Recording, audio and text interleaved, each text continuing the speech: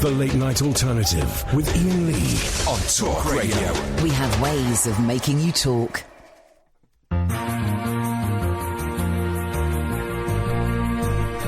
When I was a little girl, I had a rag doll. The only doll I've ever owned. And now I love you just the way I love the rag doll. But only now my love has grown. And I go deeper every way. Getting harder, baby, every day. Doing things now, baby, every day. Do I love you, my oh my? River deep, mountain high, yeah, yeah. If I lost you, would I cry? Oh, how I love you, baby, baby, baby, baby.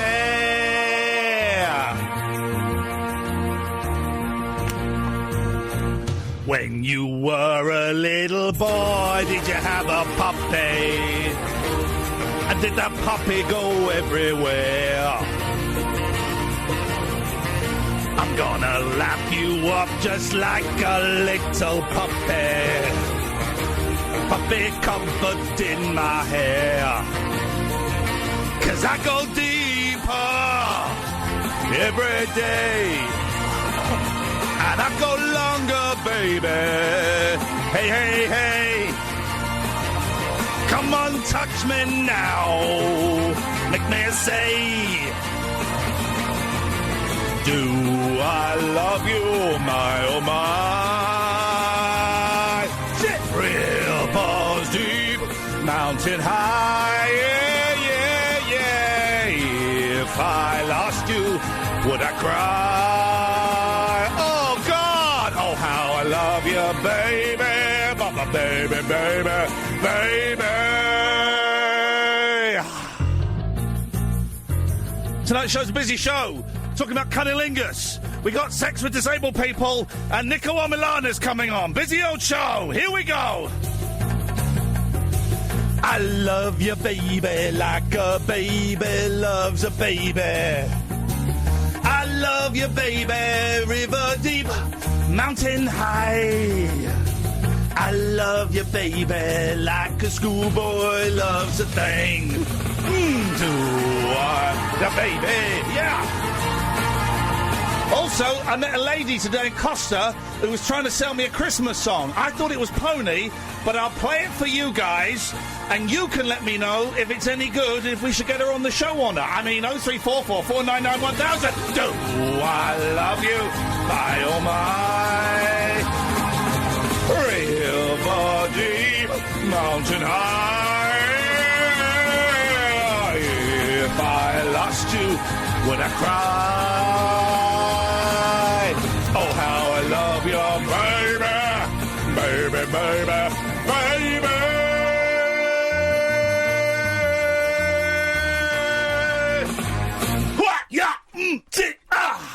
Oh. Do you know, I've heard that song so many times, but I've never really listened to the lyrics before. Me neither. Me neither. I was, but I think I was pretty close. Alan Caddick's on the line. They mean anal. Yeah. Flipping it. Anal Caddick's on the line. Hiya, boss. Hello there, sir. Oh, I'm feeling good tonight. Why is that? You're playing with your balls? Oh, stop. Come on. Have you got your lucky balls out? No, if I haven't my lucky balls, I would have won the lottery. Oh. But there's a new film coming out in 2 weeks' time. Yes? What film's that? Bohemian Rhapsody. Oh, yeah. Why are you turning your nose up at Queen? It's the film. I saw the trailer of it, and I thought, okay, I've seen that now. That felt like enough to me. But being a Queen fan, I wanted to know how they came about. They met at art school. Next. No, that's the Beatles. No, it's not, actually. I think it was the Beatles. Well, dude, I'm a music man. And I come from down your way. What can I play? Piano. No, the Beatles were not an art school band. No, they were little children when they met the Beatles. They wouldn't have been at art school. The Who were an art school band, kind of. But Queen were an art school band. Next. But they weren't called Queen originally. What was their original name? Oh, Smile or Larry Latex. You take your pick. Seriously, those are the names of the band. You take your pick. Well, the original Queen was just Brian May and John Deacon, wasn't it? Why are you telling me stuff I know? Oh, I'm going on in Google. All right, then. What's Freddie Mercury's real name? Freddie Baruchka. What? Freddie Baruchka? You're thinking... Freddie Baruchka? Frederica Zambuska. You mean Barry Balsara? But that wasn't even his real name. It's Farouk. Wasn't it? Thanks for calling, Anal. A message from someone who doesn't follow me. S-Culk, love your work, but stop effing singing. It's too loud and so irritating. I have to switch off every time. And that was sent 7 minutes before the show started. Sorry, I didn't see that. I didn't see that until too late. Busy show tonight. So who's coming on? Well, we got 11. So we've got a busy show. Guests! At 11, Holly Brooks talks sex. Oh, she's the woman that winds up trains. Yeah. She's the train annoyer. Yeah. Is she upset another train? No. She had sex on a train in a wheelchair. Well, you can ask her. From 11, she'll be talking about sex and disability and why they can sometimes go hand in hand. I think it should be banned. Well, you can tell her that. I will tell her that. I think old people having sex, disabled people having sex, me having sex, all of these things should be outlawed. Ugly people having sex? Well, yeah, ugly people, beautiful. But in fact, let's just ban sex. Yeah, there's would too make much. things a lot simpler. There's too much sex in the media. We'd get so much more done, wouldn't we? I just think sex is such a faff. So she's coming on. We like her. She's good. At midnight, who have we got coming on? Well, very interesting. We've got a couple, both in terms of creative partnership, but also in the terms of... He orally pleasures her. Wow. Now, that's not me being facetious. He does, and they're going to make money out of it. Not only does he, but he also gets... He doesn't do it very well. He's had to invent a machine. It's not for him. They haven't got a problem. But in the past, her relationships have been troubled by, well, dishonesty when it comes to the downstairs department. Do you mean dishonesty about the downstairs? Well, because, you don't like to say you're rubbish at it. Can you leave it alone, please? Watch this. Watch this action. Watch this action. This is for the camera. Watch this action. I don't want to. Hang on a minute. I'm going to go and do this in the camera. This is the social media thing. You ready? Here we go. Watch this action. Let me get a light on. Here we go. No, don't. Oh, God. That's something I can't unsee. Really is disgusting. Can you stop it? That's the thing. Once I start, I can't stop. I cannot stop. But seriously, I want to see that on social media tomorrow. That is the one. No one wants to see that on social media. That's the one for the ladies. And what the hell? Some of the guys have got a big gay following me. I wish he'd stop. I'm going to call the police. It's an old joke. We've got Alison and Satiris, and they're going to come on and tell us about a new developmental I've got a joke. Toy for adults. It's one of those funding things. What do they call it? A Kickstarter. I think you mean a lick starter. Now, hey, come on, Boyley. Come on, don't leave me hanging. You left me hanging. Okay. And Niko Omilana's coming in at midnight. Yeah, he won't know what's hit him. That's the show. You want to give us a call? 0344 499 1000. You missed last night's show. You missed Ginger Baker's daughter, Nettie. Excuse me, I spent the whole show yesterday avoiding labelling her like that first. And I just did it then. That was lazy. If you missed last night's show, you missed Nettie Baker, who's a writer, a mum, very, very funny, and by coincidence is Ginger Baker's daughter. That's the way I wanted to phrase it. We put that out as a podcast. She was brilliant. And then right at the end of the show, we had Beverly Craven on. Also a podcast. She's just lovely. Yeah, that's a podcast too, so you get 2 bonus podcasts and the main one. My sister tweeted me today and said, all these years I thought Beverly Craven was American. You heard the new song, Beverly Craven, Julia Fordham. Yes. Is it Julia Fordham? Yes. Suddenly I thought she was a newsreader. And Judy Took. Yeah, they've done a really lovely new song. I was cooking the boys pizza to that today. It's beautiful. It's nice.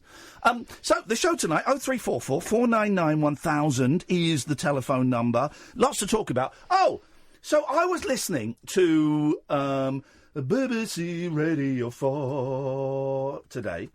Because I like, I can't stand listening to Mike Graham. He just, I pretend I like him to his face because I'm a coward. But in real life, It's just, that show is just, it's just unlistenable. So I listen to BBC Radio 4 because I'm cultured. And I listen to you and yours. It's their consumer programme, right? Yes, correct.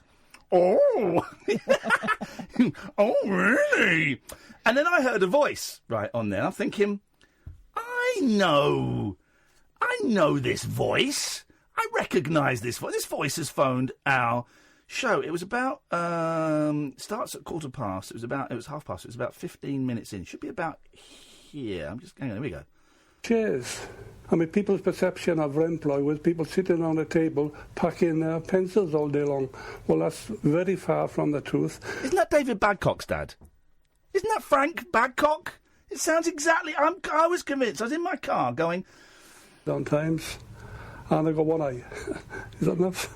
And let's go back to the big... I'm sure... Also, I think he said shitting on a table, but we'll ignore that. Moved on to sickness benefits. There we go. I was listening going, that's David Badcock's dad. There we go. He told me about his... There we go. His disabilities. Okay. I've got many disabilities. I had an accident and I damaged my back. I'm diabetic. I've had triple heart bypass. And I get sleep apnea. I'm convinced that's David Badcock's dad. What's his name? Frank. I can't remember. Frank, if you're listening, can you give us a call? Was that you on BBC Radio 4 this afternoon? So I've had a good old day, great day. And I meant to talk about this yesterday and we didn't. I won't talk about it too much because I know a lot of you are bored of the mental health stuff, particularly on National Mental Health Self-Awareness Day. Meanwhile, I love it. I can't get enough of the good stuff, baby. Gonna give me some of the sweet, sweet sugar. You all right? No, I'm not. So I know some of you are bored of the mental health stuff, and I think we're getting the balance. We sometimes veer over too much one way, then we veer over to... I think we're getting there, okay? I think we're getting there. But just to let you know, guys, because I think this is important, because the next month could be rocky for everybody involved here. So I was on metazapine for ages with my venlafaxine, right? And the metazapine made me fat and made me sleep, but got rid of all anxiety. There's no anxiety. Yeah, whatever. House is burned down. Yeah, whatever. It gets sorted. But then I came off that, lost a load of weight, put it straight back on again. Okay, that's fine. So I was on the venlafaxine. Venlafaxine, there's no second L. And I've been wanting to come off it for absolutely ages, right? And my psych, one of the best psychs in the country, was going, well, you're going through a divorce, you're living in a bedsit. No, I think you should stay on it. Okay, dude, whatever. But now I've moved. Now the divorce is almost happening. I think we're about 6 weeks away from it. So I went and saw him yesterday. And I said, Neil, I'm great. You go in there, you got to play, you got to act up a little bit. So you go, hey, I'm fine, I'm great, man, I'm great, I'm having a great time, I'm groovy, man, groovy. I said, I really want to come off these pills. And he said, well, okay, my professional advice, I would suggest wait until the divorce is done, until you've got a little bit more clean time under your belt around drugs. But you're in a much stronger place than you were. If you want to give it a go, let's give it a go. With the proviso, if it goes tits up, you can go back on the pills. And I said, I'm fine for that. I just want to see what it feels like. What does it feel like to not have, these pills? In fact, I just got a little funny side effect then as I turned my head. Anyway, I want to see what it feels like. And if it's a nightmare and if it's awful, then I'll go back on them. I don't have a problem with that. I just want to see what it feels like. So, as of today, so I was on 150 milligrams yesterday, right? And I've been on that for a few years. As of today, I'm halving it. I'm on 75 milligrams. I'm not saying you should do this at home, dear listener. This is under the strict instructions of my doctor. And some people, when I put on Twitter, went, gosh, that's quick. That's taken me... This is just how my doctor is doing it, and we have backup plans in case it goes wrong. So I'm now on half for a month. If over the next couple of days it gets a bit rough, I'm going to alternate between 75 and 150 for a week. And then come down to just to make that little transition a little bit easier. And then... at the end of the month, if I'm all right and the side effects haven't been too much, I'm off. I'm coming off. Steady, Catherine. Please, let's try and have... It's National Mental Health Awareness Day. They've just announced a suicide minister. Please, let's just try and keep this above the waist. When I said coming off, I didn't mean... I meant I'm coming off the pills. Mm-hmm. So that's the plan. And I just said I'm getting a little side effect. Maybe it's because that light is on. We'll turn that light off. But I'm getting little traces. You know what I mean, guys? Your acid takers, your shroom takers. I'm getting the trails, not traces, trails. If I turn my head, then the light kind of comes with me. You dig? You dig where I'm going with that? But I feel all right. Got a little bit of a headache behind the eyes. A little bit gacky. You know, I want to grind my jaws a little bit, but that's fine. Feeling it. I'm living with it. So I don't want to jump off a bridge. I don't want to go at it like a madman. I'm fine. Day one. So we'll see how it goes. So that's exciting. Some people want to do that for ages. So, you know, let's see what happens. I'm just saying that because I don't know. Maybe some of you will. Okay, maybe some of you will find that inspirational or find it stupid or dumb. I don't know. 0344 499 1000 is the telephone number if you want to give us a call. This is the Late Night Alternative. Ian Lee and Catherine Boyle, weeknight from 10 on Talk Radio. After hours amusement for anarchists, air hostesses and jet-lagged Antipodeans. Can I, coppers? Can I crash on your floor? The Late Night Alternative with Ian Lee on Talk Radio. Big up, respect to all of our boys, our British service personnel. Got a lot of respect for the British service personnel, the military, particularly the ones that hang about service stations on motorways and make videos with Tommy Robinson. Those guys are great. You seen that? Those are the best. 0344 499 1000. Sean is listening tonight. He is a refugee from LBC because he can't listen to Snorbrick. We understand. Welcome. If you're waiting for the question, if you're waiting for the peg upon which to hang your phone call, there is no such thing. Actually, we got content tonight, which is unusual for us. You can call in about anything you want. We'll chat about stuff. I've got some bits and pieces, but before that, let's go to David. Good evening, David. Hi, Ian. How you doing? I'm very, very well. I'm just trying to cling on to the vibe before it gets sucked out, David. What have you got for us? Too late, there it's gone. Sorry? Nothing. It says you're calling from northern Sweden. Yeah, but I'm just working here. I don't live here. Okay. Well, that's interesting. It's interesting that you should say that. You should deny you're an apostate when it comes to living in Sweden. You deny living in Sweden. I just don't live here. I'm just working. I'm back tomorrow. Okay. Well, look, I look forward to shaking your hand as you come off the plane. What have you got for us, David? What have you done for me lately? It's great. I mean, normally I ring up with something a bit more jovial, but tonight it's because you're talking about mental health issues and stuff. Yeah. I have an issue. I'd like your view on it. Okay, okay, let's just flag this up because we've had a few people phoning in. If I give you my view on it, and my view is contrary to your view, are you going to have a hissy fit, tell me to naff off, and then slam the phone down, leaving me and my listeners feeling guilty? Because we've had a few of those recently. No. Okay, fine. Continue. Basically, I think in the situation, not me, but a friend, I know it sounds like a friend, but he's actually a friend of mine. Yes. He's reached a situation where, I don't know, there's nowhere for him to go. It's a strange one. Basically, I'll tell you, a friend of mine has a son who's had struggled, never had proper mental health issue diagnosis, but he keeps threatening suicide. Okay. Well, that's a proper mental health issue. Yeah, I know, but everything else is okay. He just has these fits where he suddenly will ring his dad and say, "I'm going to end it today." Okay, well that's okay. And it's causing obviously his dad and his mum, who are separated now, a lot of anxiety and stuff. And when they go to the doctors and they say, "Well, he's fine. He's just he's suffering panic attacks," or well, then he's not fine. Obviously. No, he's not fine. Yeah, if he's threatening suicide and if he's having panic attacks, then he's not fine. Then I suggest that he goes to another doctor. The next day, he's all right. He's like, "Oh, it's just been stupid, Dad. Don't worry about it. Don't worry about it." But I'm seeing what it's doing to his mum and dad. Okay. Because they never know. Like, all of the night, he'll just suddenly send a message saying, "That's it. I'm done." Okay. And when he's been to see mental health, they gave him CBT, that kind of helped for a bit, but he's kind of reached it, so I don't know whether, and the psychiatrist said, no, he doesn't need drugs. Okay. Well, I don't know what he needs, because I'm not medically minded. No, I'm not either. No, No, but he obviously has issues. But you sound like you're more concerned about the mum and dad, which is fair enough. And you're wondering what the mum and dad should do. I'm obviously concerned about him, but I don't know him. No, that's fine. And you're concerned about your friend. Yeah, of course. That's fine. I've met him, but he's not like a friend of mine. And he just doesn't. He's fine when I've met him. He's been fine. But then I hear about his incidents that happen, his episodes. Yeah. I'm like, Jesus, this is. I feel like it's something like maybe there's people that just escape the system somehow. Yeah. Oh God. Yeah, mate. There's thousands. There's hundreds of thousands of people that escape the system, that fall through the cracks. Of course there are. Exactly. That's my point. I don't know if any listeners could suggest something or anybody that can go to it. I don't know. I mean.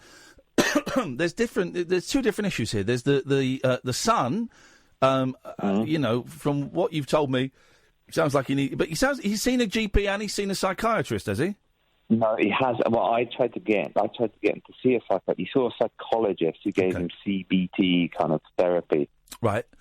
And I was thinking more psychiatrist might help. Well, yeah, psychiatrists. I mean, psychiatrists. Psychiatrists. It turns out are kind of they're pharmacists. They're the chemists. The psychiatrists. They are. Yeah. The psychiatrists are the chemists. Which I thought the psychiatrists are the ones that sat there going, "Okay, tell me your problems." It's not. They sit there and they go, "Well, tell me your problems." Right. I think this drug combined with this drug might do it. And that's kind of very simplistic, but that's kind of their job. Psychologists and counsellors, they're the ones that say, "Okay, well, why do you think you feel like that? What happened? You know, is it something that happened when you were a kid? You know." Well, it sounds like this person is vulnerable and needs protection and needs help, and you know, maybe drugs would work. Maybe, you know, saying CBT worked for a while. It would sound like, you know, you only get, I think, something like 11 sessions or 12 sessions on the NHS. Exactly. We had 11 sessions. Exactly. 11 sessions. And that's lousy. And I'm in a fortune. Well, actually, here's the thing, right? I'm in a position where, up until I bought this house, I could afford to go. I can't afford it now. Until some point next year when I'm expecting a little cheeky windfall. But I'm so lucky because my therapist phoned me up after about 2 months of me not seeing him because I was skint. And he said, "You know what? I've been worried about you, man. So I'm going to offer you a free session every week until you can afford to pay me again." Now, that's an amazing. That's good. That would make you feel better right there. Totally. The human spirit of it. That's an amazingly fortunate position to be in. And, you know, the amount of resources that are available for young people with mental health issues is abysmal and shameful, and we could prevent loads of people from dying. He's 18, so he didn't qualify for CAMS. That's what they said. And they said if he had been under 18, he would have got a lot of help. But as he's 18, it's very different. He's now an adult. And I wouldn't know what to say to the parents because I have yet to deal with that. Touch wood, I won't have to. But they've got to look after themselves and protect themselves. But also, I know if my kid was phoning me up every 2 months, 6 months, whatever, saying I'm going to kill myself, I would be devastated and I would be there and I'd be holding them and I would be slightly less reluctant to laugh it off the next day than they would want me to be. I don't know, man, but the fact that they've got you as a friend is a good starting position. Yeah. All you can do is be there for them. Well, Ian, do you think that somebody said to me interestingly today in Sweden? Because Sweden's slightly different. I wouldn't say they're better than the UK because I don't know what it's all about. But the people I spoke to in Sweden have a slightly different view of it. They said the first thing you should do to me, they said you should get the parents to have counselling. And I was like, what? They said, yeah, the parents should have counselling. I can understand that. That would help the child more because they're probably not actually reacting in the best way because they're just reacting in a human way, whereas there's better ways to react to this if you understand mental issues. Well, there might be better ways, there might not be better ways. Some parents are excellent. You know, it's like some people are excellent at dealing with this stuff and some people don't know how to deal with this. I have experience of both sides of those in my life. But counselling, I think everyone should have counselling if they can afford it. It's great. Imagine sitting down and being able to just unload stuff. Can I make a practical? Can I make a practical suggestion? Go on, Catherine. I think I'm gonna suck a cough that if you wanted to do something because I understand how powerless you feel in this, because you know you're not a member of the family, you're standing on the outside and you want to help your mate. How about someone that we talk to quite a lot on this show, Matt Haig, has written this amazing book called Reasons to Stay Alive, right? And I found it useful, not because I have problems with mental health, but because I am a supportive friend, right? And sometimes it's really hard to understand what someone else is going through. And I have bought that book for about 5 people because I found it really helpful for me in terms of that thing you're talking about, you know, the counselling of the look after yourself so you can look after someone else, and also accept that there are certain things you've got no control over, right? And you can't change how someone feels, but you can make them feel less alone by kind of walking alongside them. And I just found that book really helpful. So, I mean, it's not that expensive and it's a really nice gesture. And I know a lot of people have felt a lot less alone with it. And maybe the kid can read it too. That is I like it. That is an excellent suggestion, David. Go and buy that book. Great suggestion. Hey, listen, man, we've got to move on. I wish you the best of luck. Stay in touch. Safe travels. Thank you, Catherine. 0344 499 1000. John, Paul, George, stay there. John, Paul, George! Woo! The stars are aligning. All we need is a Richard, and we're in. Can we get a Richard to call us, or a Pete? I'll take a Pete, and we've got the Beatles! Jacked up jive talk for janitors, jazz cats, and gin-soaked boys and girls. Jackamondo. If you're awake, you're welcome. I've got 5 cactus needles stuck in my... The Late Night Alternative with Iain Lee on Talk Radio.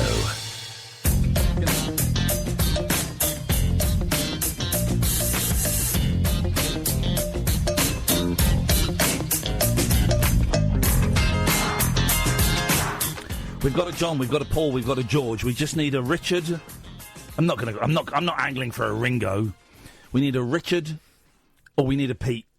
I'll even take a Johnny. And that is, again, Catherine, please, for God's sake. To Sam, you as well.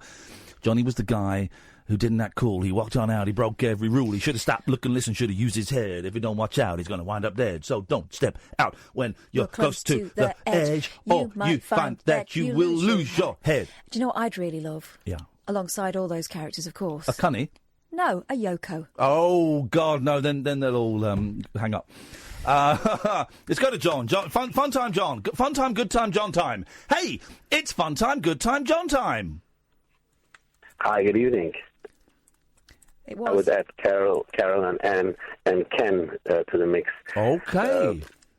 He's a little bit creepy, this caller called John. He's so argumentative, his calls go on and on. And every time he's finished, Kath and I are so angry.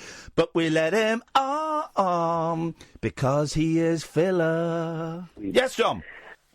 Yeah, it's a great thing to have mental health awareness. I think in the last few years, it did a great deal for our gender, because men are talking more about problems they have than they used to. So that's a great thing. And about one other thing I would like to add, I would like to bring in the European law into it, because I know of somebody who was sectioned under Section 2. European law. Section 3. Okay. What, can I just ask, right? Sure. You've got to bring European law into it. Is this going to be fun? Because I want it to be a fun show tonight. European law. John, if you talk while he's talking, we can't hear you. So yeah, manners, mate. Manners maketh a man. European law sounds boring. You just said you're going to talk about European law. That sounds boring, man. For God's sakes! If you want, give it a chance. You can cut me off. Is that an option? I did not realise. I didn't realise that was an option. He should have said that on his first call. Thank you, John. Let's go to Paul. Good evening, Paul. Hello, Ian. How are you, mate? I've got a little bit of a tickle in my throat, but apart from that, Paul, I am fine. You're sounding good tonight, dude. Thanks, man. I'm fired up. Fired up. That's good. Hi, Cass. Hello, Paul. Hello. So, mate, I was working on a place next to your gig where you work this week. Hatfields, down on the corner. Oh, is this pub lunch? Yes, mate, that's me. That is. Yeah. Pub lunch gave us a tip. He did. Yeah. Pub lunch gave us a tip. Yeah.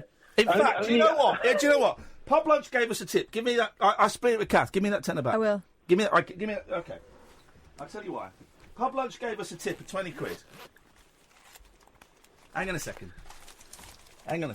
What are we doing? What are we doing with this? Hang on a bit. Pub Lunch gave us 20 quid. There you go, Sam. You can have that, mate. There you go. That's yours. We've just given it to Sam.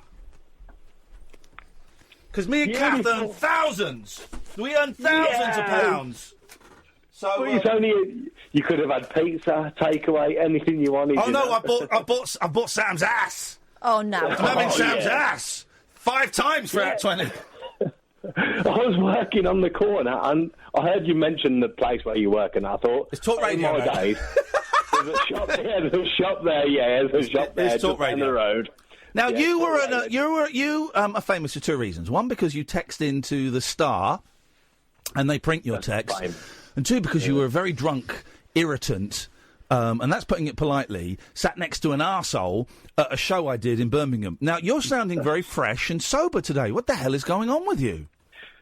You want the honest answer or not? Like, Let's have the honest answer. Oh, well, I used to be on the Arlie Barley, didn't I, when I used to see the drugs and the stuff, like. Yeah. And I used to drink as much as possible at weekends and that, but now I don't do it.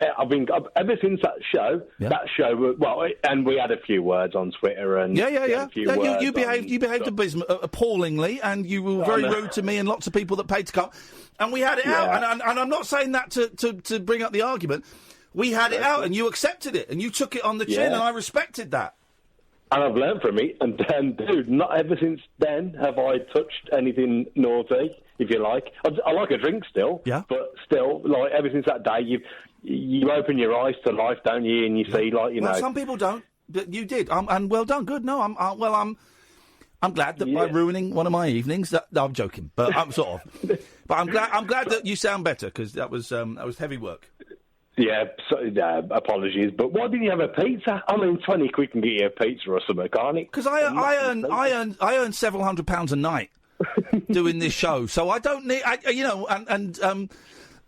someone gave us 20 quid before, and we gave it to charity. We honestly, it's kindly, if you want it back, you have to see Sam now. He earns, I don't know, but a 20th of what I earn, so we'll give him. It's very kind of you, Paul. Thank you. No, I don't care, mate. Burn it if you want to. I don't care. Paul honestly. Is made of money. I was literally working on the corner, and I was like, oh, my days, man. Hey. That's Talk Radio there. Wow. And the lovely lady on reception, good as gold, said, look, could you mind pass this on to Iain? Yeah. I'm not a stalker or nothing. I'm just in the area. No. Yeah. Okay. Well, you're a good man, Paul. Thanks for calling. 0344 499 1000. So, which one? Lots happened to me. I had a lovely chat with Andy Partridge from XTC today where we dissected the new Monkeys album. I'm not a fan. I won't tell you his opinion. It's not for me to say. But I think the new Monkeys album sucks.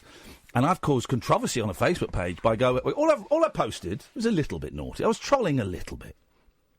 On Monkeys Facebook page I wrote, I've heard the new Monkeys album.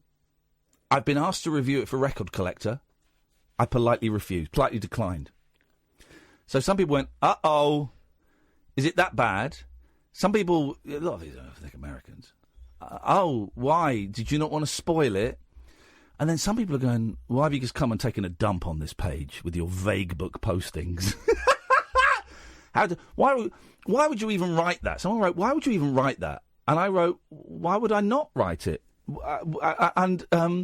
It's this weird thing with fandom. You get it quite a bit in the Monkeys, actually. If you say anything bad, well, then you're not. Well, then, you're not a true fan. Also, there are some people that if you weren't a fan in the 60s, you're not a true fan. Some people really like me because I do this record label, but some people really hate me because I do this record label. So they're jealous. There's a lot of jealousy, and that's fine. I get that. I've had that jealousy. And it's kind of kicked off. People are having a go at me, and I'm going. And someone posted, I love every single thing the Monkeys have put out. They have never done a bad song. Well, here's the thing. The Monkeys probably don't love every single thing they put out. Yeah. Are they not fans? Well, here's the thing. I'm now going to play you a selection of Monkey songs that you as a fan, you'd be really hard pushed to love. This is from the 1986 album Pool It. OK, Monkeys fans, you digging this? You digging she's moving in with Rico? I mean...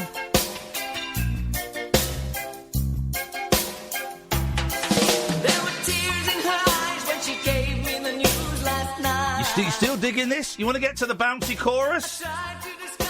Here we go. Let's get to the bouncy.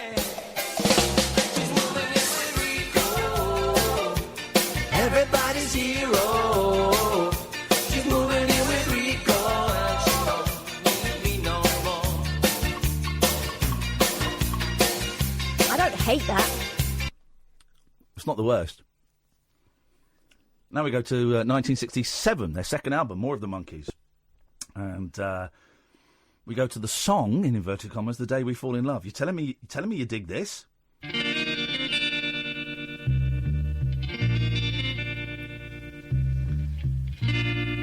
There'll be birds singing everywhere.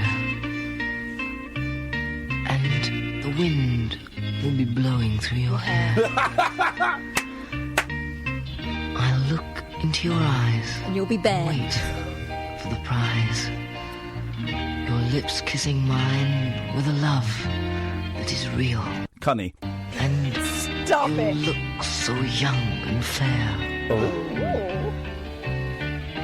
On the day we fall in love.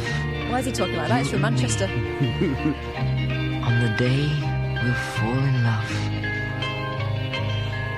You'll see. I mean...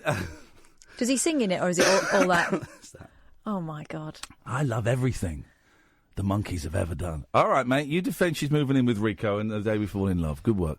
0344 499 1000. George, stay there. We could be talking to you as well, dear listener. Hey, it's free to phone up. Free for most of you. Free for most packages. It might cost you a few pennies, but your phone call in will last about no more than a minute, probably 30 seconds. You'll speak to Sam. He'll take your name and number, and then he'll give you a call back. So it's going to cost you pennies at the most. And otherwise, it's free. 0344 499 1000. This is the late night alternative. I'm Iain Lee. She's Catherine Boyle. We are on weeknights from 10 on Talk Radio.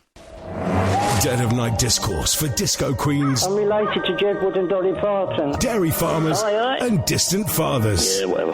The late night alternative with Iain Lee. Doing lots of things that we don't know about, we can't control. On Talk Radio. Yeah, it's great.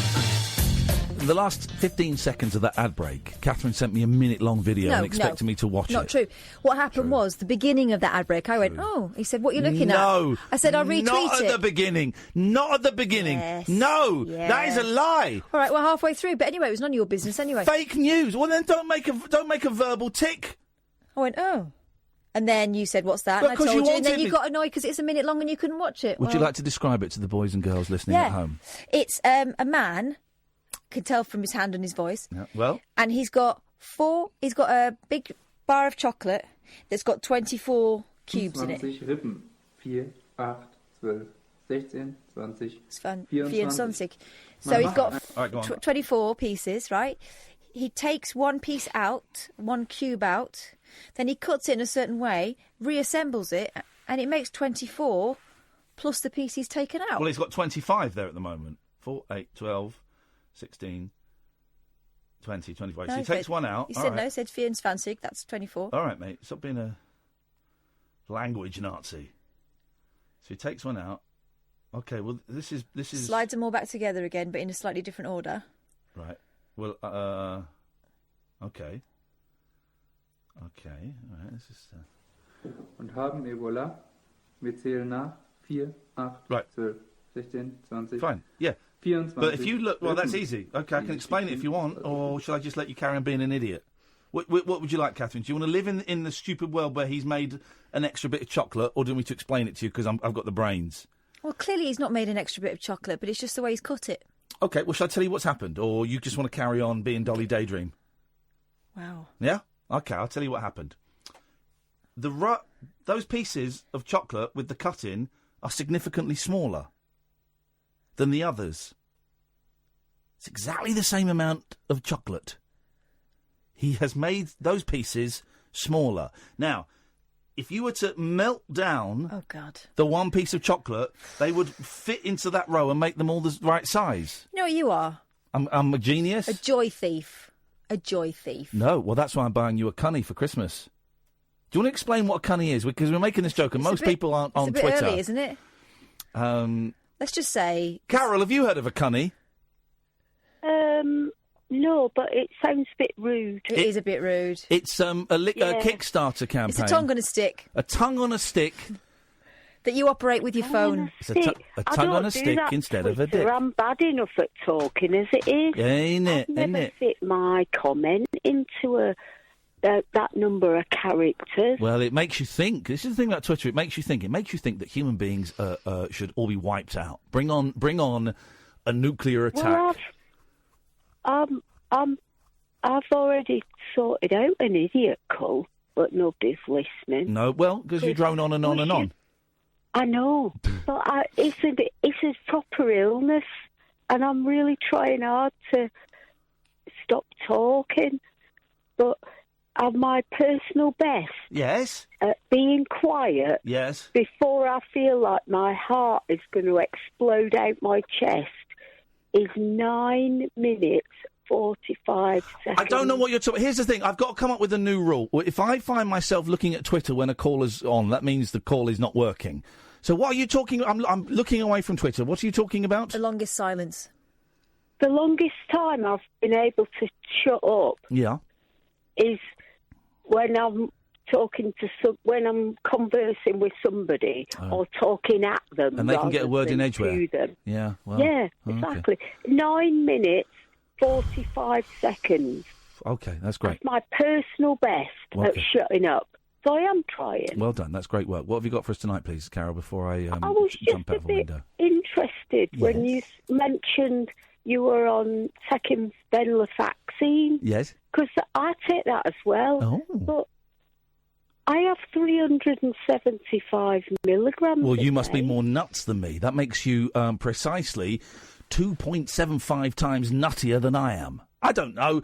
Here's the weird thing about antidepressants. Here's the weird thing about antidepressants I've learned, right? That sometimes taking more has actually less of an impact, and sometimes taking less has more of an impact. That blew my mind when I found that out, but that's absolutely true. So I don't know. But there you go. You're on that much. That's great. Well done. You win a medal. Well, I don't want to be on that much, though. Well, then speak to your doctor. Don't listen to... Don't for goodness sakes... They just say, I think God. as stable as you are, Carol, and you don't change your meds and I'm surprised. whatever. I'm surprised they managed to speak that much. Well, you speak to your doctor. Don't. I write a list. Jesus, okay. I can't. I don't. But here's the thing. I don't know what to say, Carol, because I'm trying to talk and you're not listening. And I am listening. Okay. Well.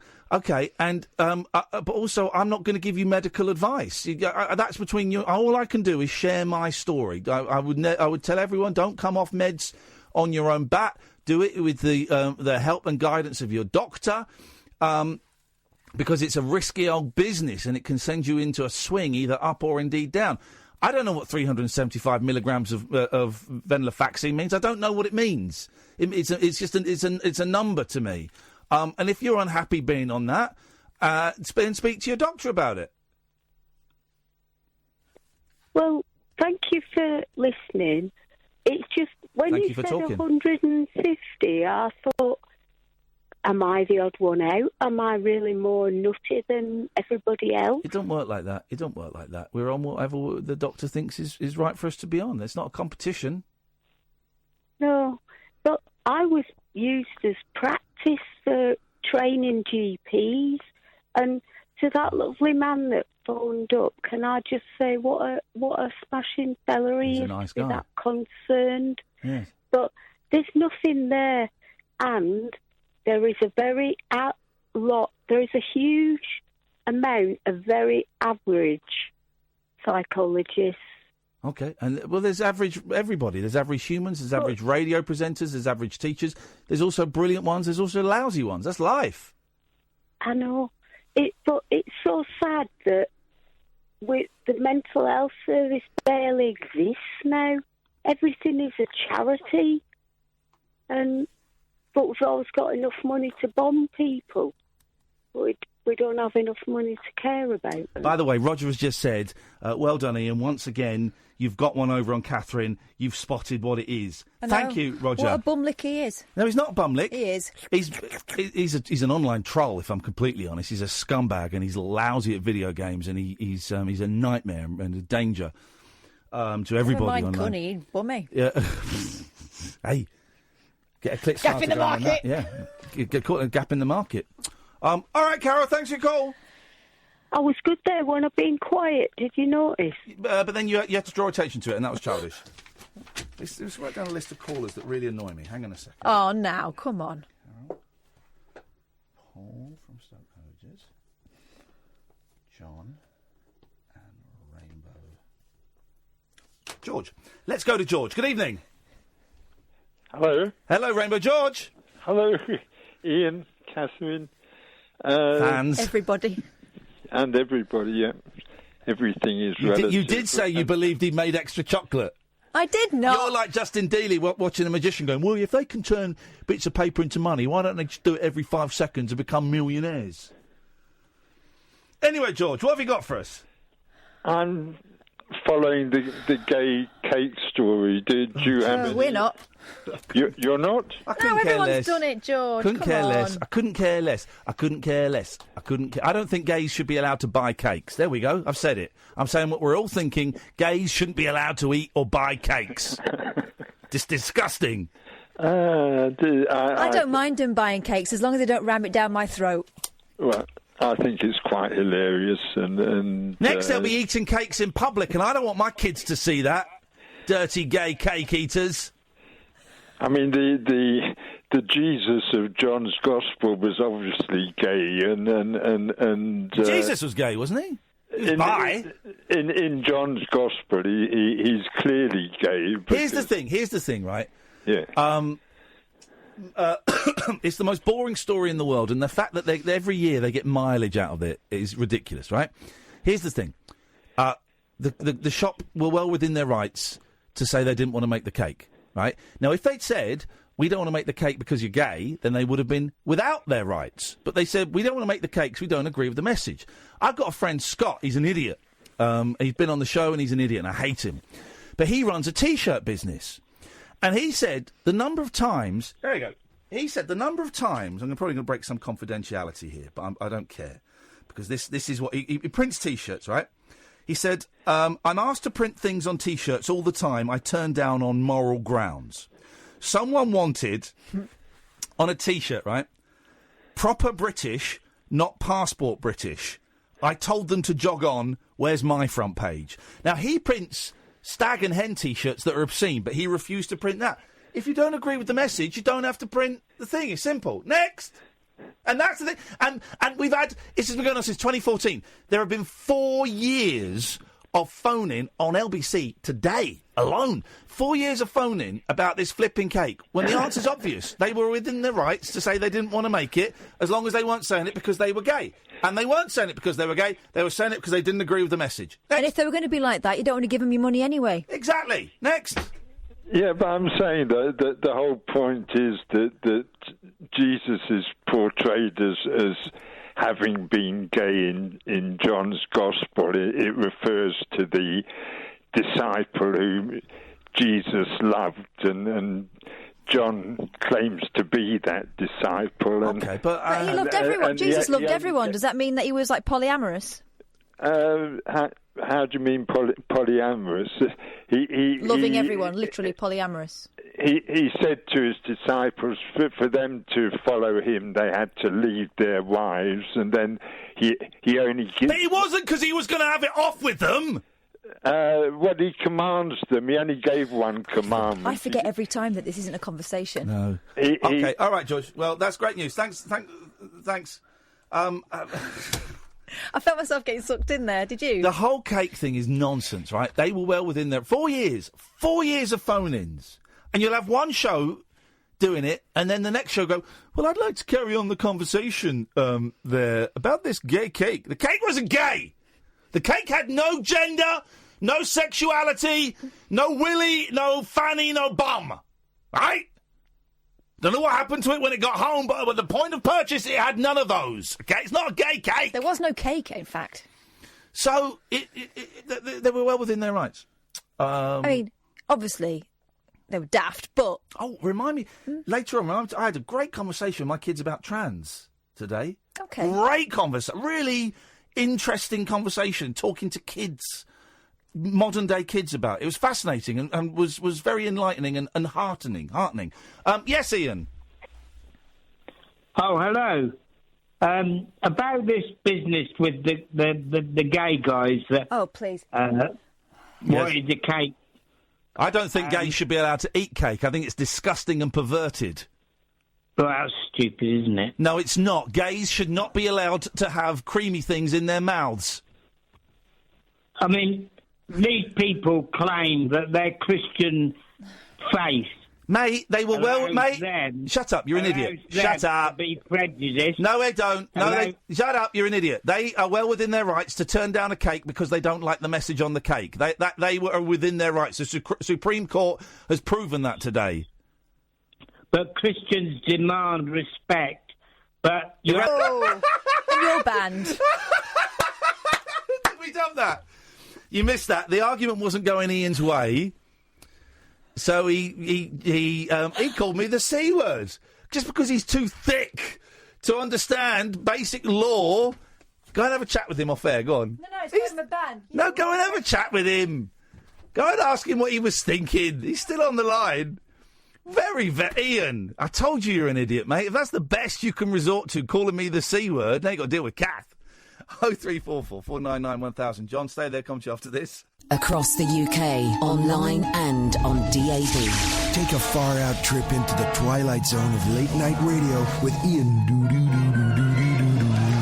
Unmissable late-night radio with the original king of unconventional conversation. Make contact with Iain Lee. The Late Night Alternative with Iain Lee on Talk Radio. Are you going to phone our guest? No, Sam's doing it. Well, he's not, though. He's just sat there like a lemon. He's phoning her. Quid's in, look. He's got 20 quid. That's his week's wages done. 0344 499 1000. We'll speak to Holly Brooks in a second. Let's go to John first. Good evening, John. Good evening, Ian. Good evening, Kath. If you've called in to talk about gay cakes, just put the phone down. No, I haven't. No. Okay, go on then. Please forgive us. I've had a drink tonight, okay? Oh, well, say that again. Bear with us. Forgive us. Forgive us, okay. Well, bear with me, please. Well, no. Well, whatever way it is, please do that. Well, no, I might not. Right, okay. Do you know when you have, like, a word lapse, you can't remember the word, what you know what you want to say, but you can't remember... Yes. Yeah, I work with Catherine, so yes, I'm aware of it. I've seen it in action, yeah. Right, well, it might sound a strange one, but, you know, like, it's not really a word. I think it's an acronym.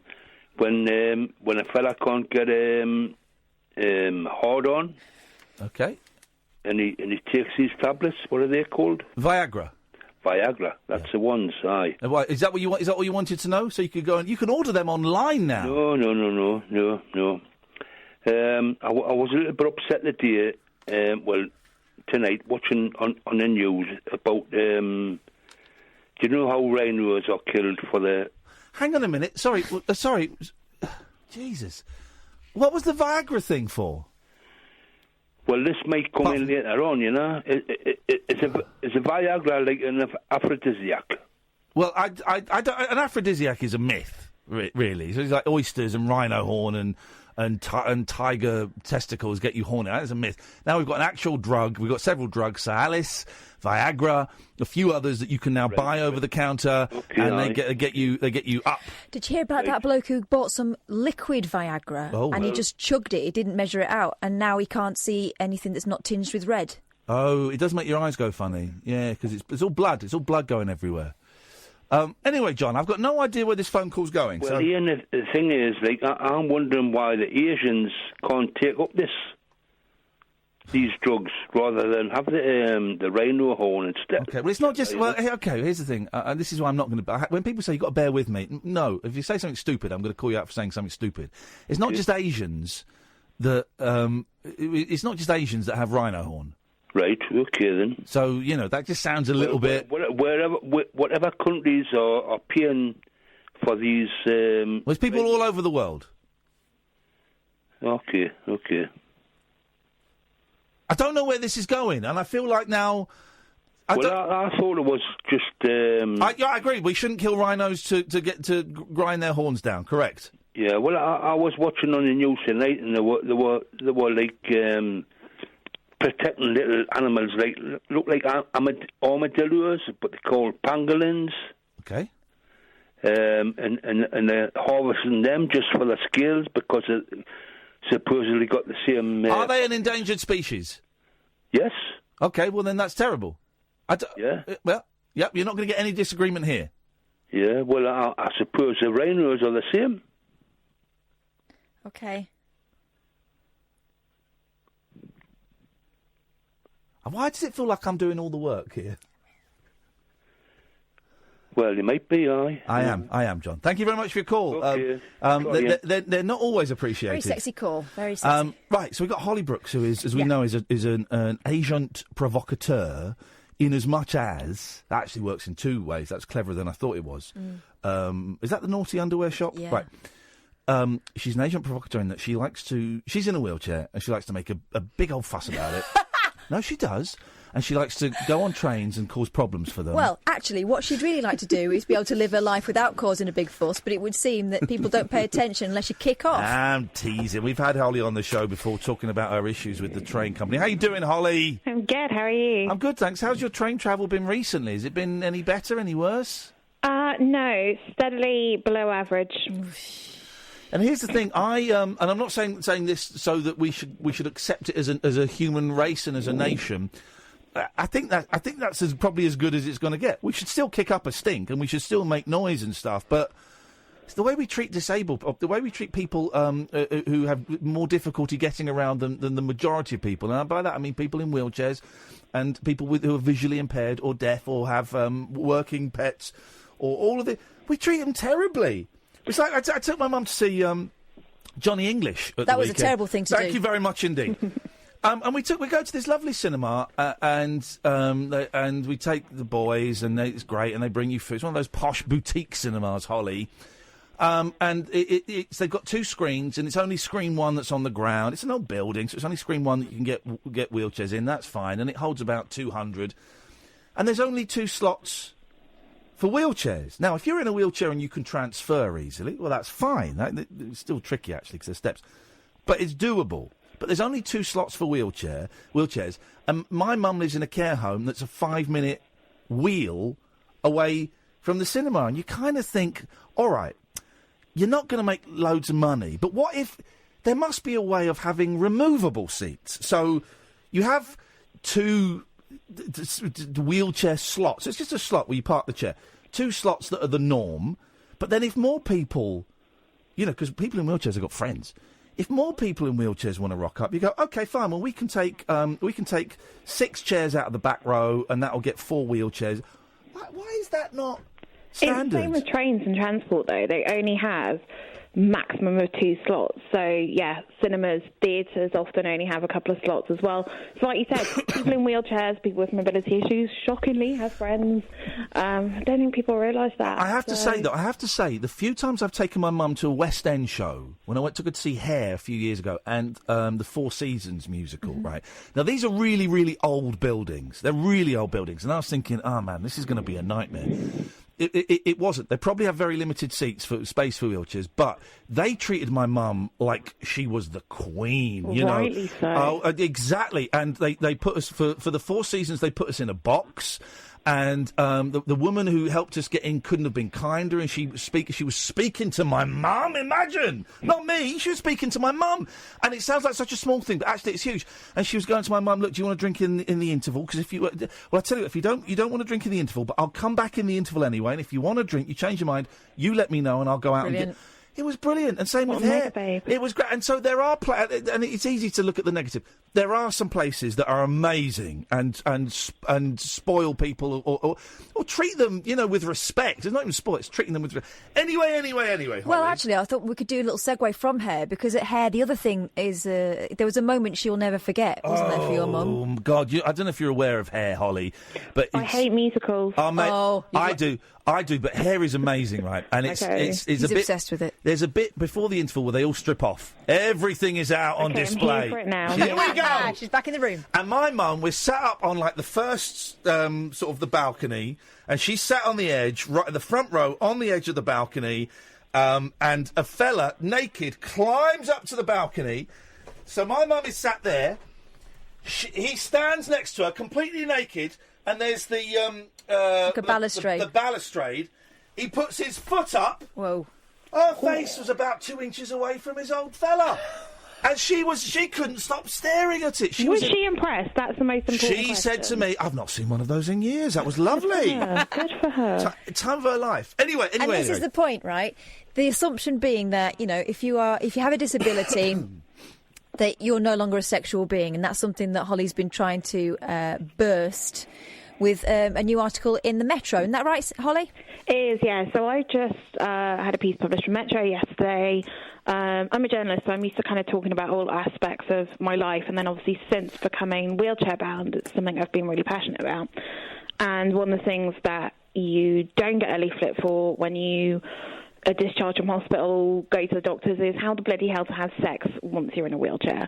Okay. And I'm a 29-year-old woman. I've got an amazing boyfriend. Even if I was single, nobody talks about people with disabilities in any way in terms of sex. So the article that I wrote kind of covers how me and my boyfriend adapted, the things that I learned along the way, and also just how important it is to talk about disabled people and sexuality and sensuality. So is it never, is it, I'm trying to, is it never mentioned then by does the doctor not, because listen, the closest thing I can come to is on my antidepressants, and my doctor will always say there might be some sexual side effects. You might find it hard to get an erection, you might find it hard to orgasm, you might not, so it's kind of brought up as part of the thing. So is it not part of the conversation with your GP then?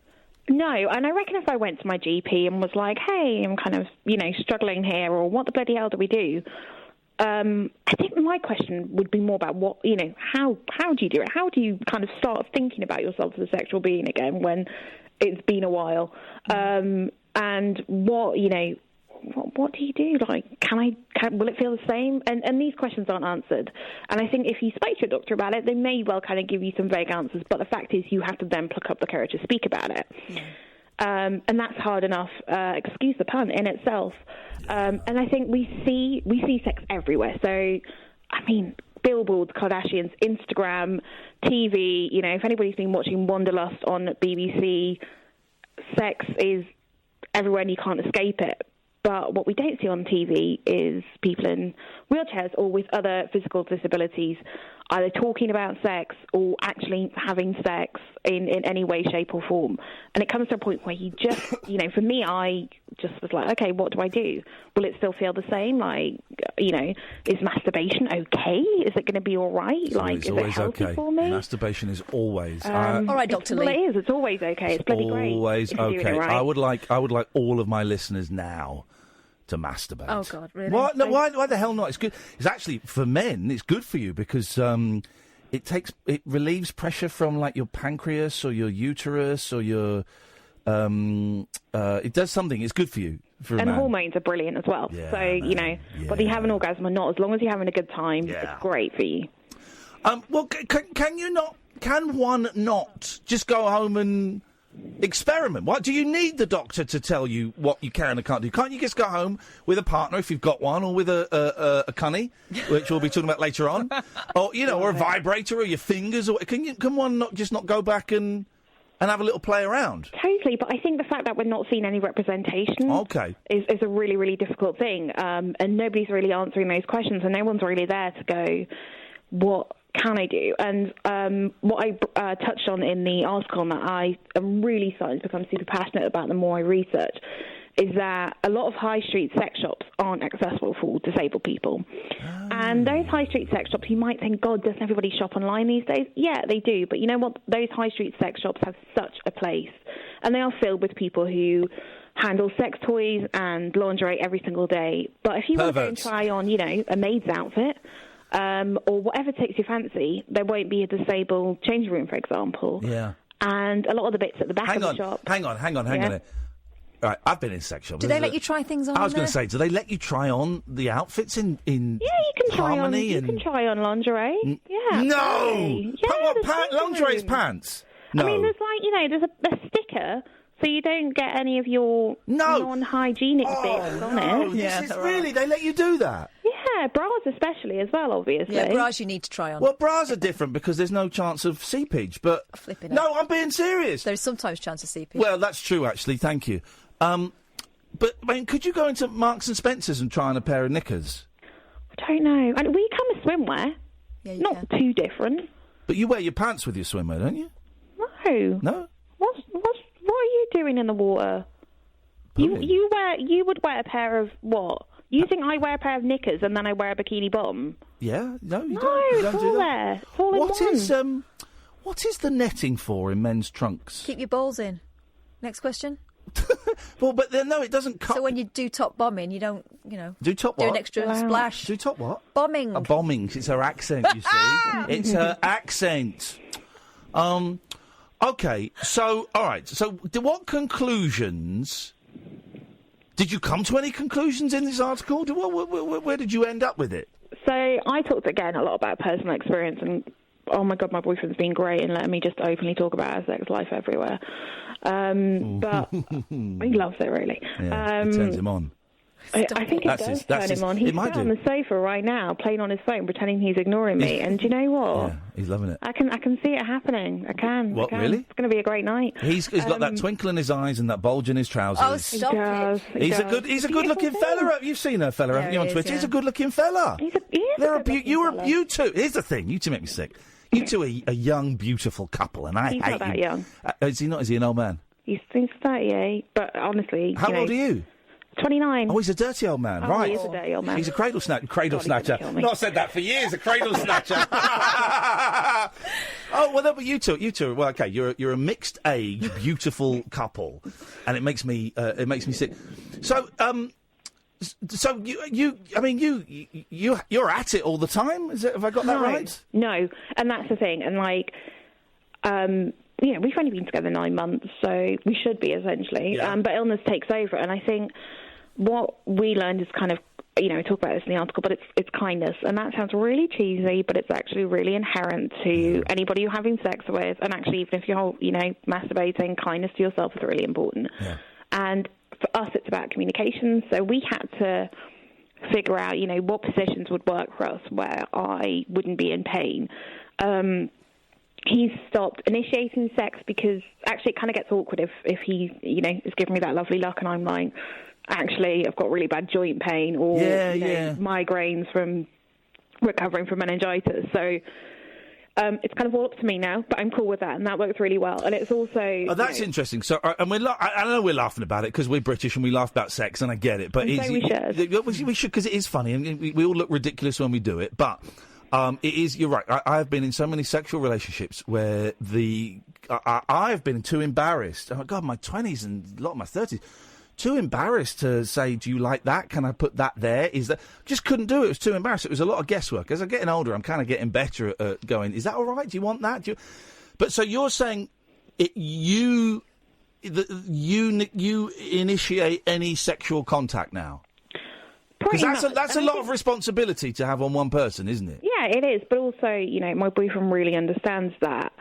There's kind of an interesting psychological dynamic with my disability as well, is that if he initiates it and I'll end up, I shouldn't, but I naturally end up feeling actually quite guilty, like, I'm really sorry, I can't do X, Y, Z tonight because I'm in pain or because, I've got neck pain or whatever, and we've also had to adapt, how and when we do it. There's no spontaneity anymore, because if we're sat on the sofa and, we're like, should we go to bed early? You've then got to get me Takes off 20 the minutes. sofa, into my wheelchair, into the bedroom, into the bed, and then, You're tired. Worn out. It's exhausting before we get there. You're right, and it's funny. You go back a bit, and you're saying about how you feel guilty if you say, I can't do this tonight, or I can't do anything. And I would imagine, of course, as it sounds like a loving relationship, that he's totally cool with that, and it's like, all right, fine. But that doesn't take away the guilt, or maybe a bit of shame, I don't know, but whatever. It doesn't take away the bad feelings that you have. Even if he's obviously 100% fine with the fact you can't have sex tonight, you still feel a bit lousy that maybe you've let him down. Yeah, absolutely. And you know what? That's okay. Like, it's okay to go, I feel like I've let him down because I can't do this. And I'll either talk to him about it and he'll rubbish it off, or it's just one of those things that I can then mentally go, actually, you've been through a huge serious illness, or three now. This has happened to you. Your life has completely changed, and you are not the same person you were in May this year. And that's absolutely fine. And now I have a totally different outlook on my own body, for example. So beforehand, I was fairly, pretty confident. Now I've seen my kind of strength and how my body's tackled sepsis and meningitis twice. It's just been really powerful and sexy in itself. So there's a lot of psychological stuff going on. And I think the important thing from the article and from talking here today is that when, you do have a physical disability and it does come to sex, there is a lot more to take on. But talking about it, thinking about it rationally, and just giving things a go is the most important thing. You should never, ever be deprived of a healthy sexual relationship because you're nervous or because you have any sort of physical disability. We are talking to some more dirty people, like yourself, after midnight. Well, as a result, actually, of my conversation with Holly, because they liked our conversation. Oh. So I looked at who they were, obviously attracted by the name. Have you seen this thing, Holly, this cunning stick? I have, and it intrigues me. It looks terrifying to me, but... For those who've missed it, describe what it is, Catherine. It's a tongue and a stick. That you operate while your phone? Yeah, so you're the one, you using your touch screen, you sort of you manoeuvre it. Wow. And then, funny old this is what they love. This is what the company love. You can see what patterns you were making and show it to your partner so that he can she can work it out for themselves when they're down there. Is it to give you pleasure, or is it to train your partner on how to use their tongue? Both, because they reckon that there's an unequal work distribution when it comes to oral between men and women. That women will often go down on their boyfriends, but it's not often reciprocated. Do you know, that's not been my experience in my life. I've the significant number of girlfriends have not wanted to do blowies, whereas I'm down there like immediately. But then there's that guy DJ Khaled who famously got absolutely slated for it. Did you see this, Holly? Oh, I did, but he's a rat. I know, but on Twitter he's always going about, he's got this beautiful wife and his very sweet baby, and he's always going about what a man he is. And then he said he would never ever do that to his wife. And everyone went, you're an idiot. You're missing out on the best thing, mate. It's the best thing. But You absolute idiot. And it's like, you do not know what you're missing. And his wife looks like a queen as well. I'm like, if that were me, I tell you. It's a funny old world. Holly, thank you for that. I've just retweeted the article, so if anyone wants to go and have a little look at that, they'd be very welcome to. I'm just trying to... Remind me your Twitter handle so I can... Holly Ann B, and it's Holly, Hollie, Ann with an E, B. Holly Ann B. I've just tweeted it, so people can go and have a little look at that. And thank you. It's nice to talk to you, man. You know you're welcome here any time you want. I know, I want to come in. Come in. I will. Yeah, I was say, can we get a wheelchair? Of course we can get a wheelchair in. Yeah. We talk radio. We can do these things. I'll come in the next time you're off sick. It'll be great. Right, cut her off. She's gone. Your boyfriend deserves a break. Get out of here. Outrageous. Thanks, behaviour. Holly. Okay, all right. Let's just calm down the sisterhood. All right, we're done now. This conversation is finished. Let's move on. No, it's just conversation part one, mate. Okay, let's hit those ads. Tales of mystery and imagination on the radio show that does things differently. Dolly Parton, I listen to a record all day long. The Late Night Alternative with Iain Lee. I'm a nut job, but not that kind of nut job. On Talk Radio. Honest to God, it's the new Breaking Bad. Oh no! So Nigel Bond, who is educating me, he's the guy that used to send us his demo tapes. DJ Nigel B. Oh, Nigel Bond here. He sent us his demo tapes, and we were very polite. And he's got a gig out of it. Well, not out of us, but he got a gig, and that's great. But he keeps sending me things on... Here's some guy, I've not heard this guy, Broadway Bill Lee. Broadway Bill Lee showing us how it's done, says Nigel. Well, let's have a little listen. I don't know this guy, so let's have a little listen. Oh, wow. Hey, don't act so surprised. It's Oh, Wow Wednesday. Oh, wow, that is wow. great. On CBS FM. Oh, Broadway Bill cranking up the horn section in the headset. It's Phil Collins, and he's not dead yet. Performing Saturday at the Prudential Center, Sunday at the Barclays Center. Enter a still big star. Oh, maybe close, but no cigar. He missed again. Still, light up your phone, put up your fist again.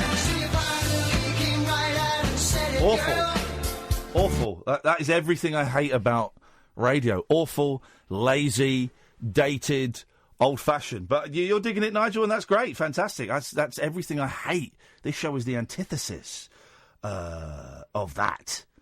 But then again, he thought me popping a pen cap to the rhythm of a song was a bad phone-in, and he bums you and he hates me. What was the song in the end? Can't remember. It was Doorbell by... hang on, I've got it here. Sorry, what am I talking about? It wasn't. It was... I think... my computer's going slow. Yeah, it would have been this.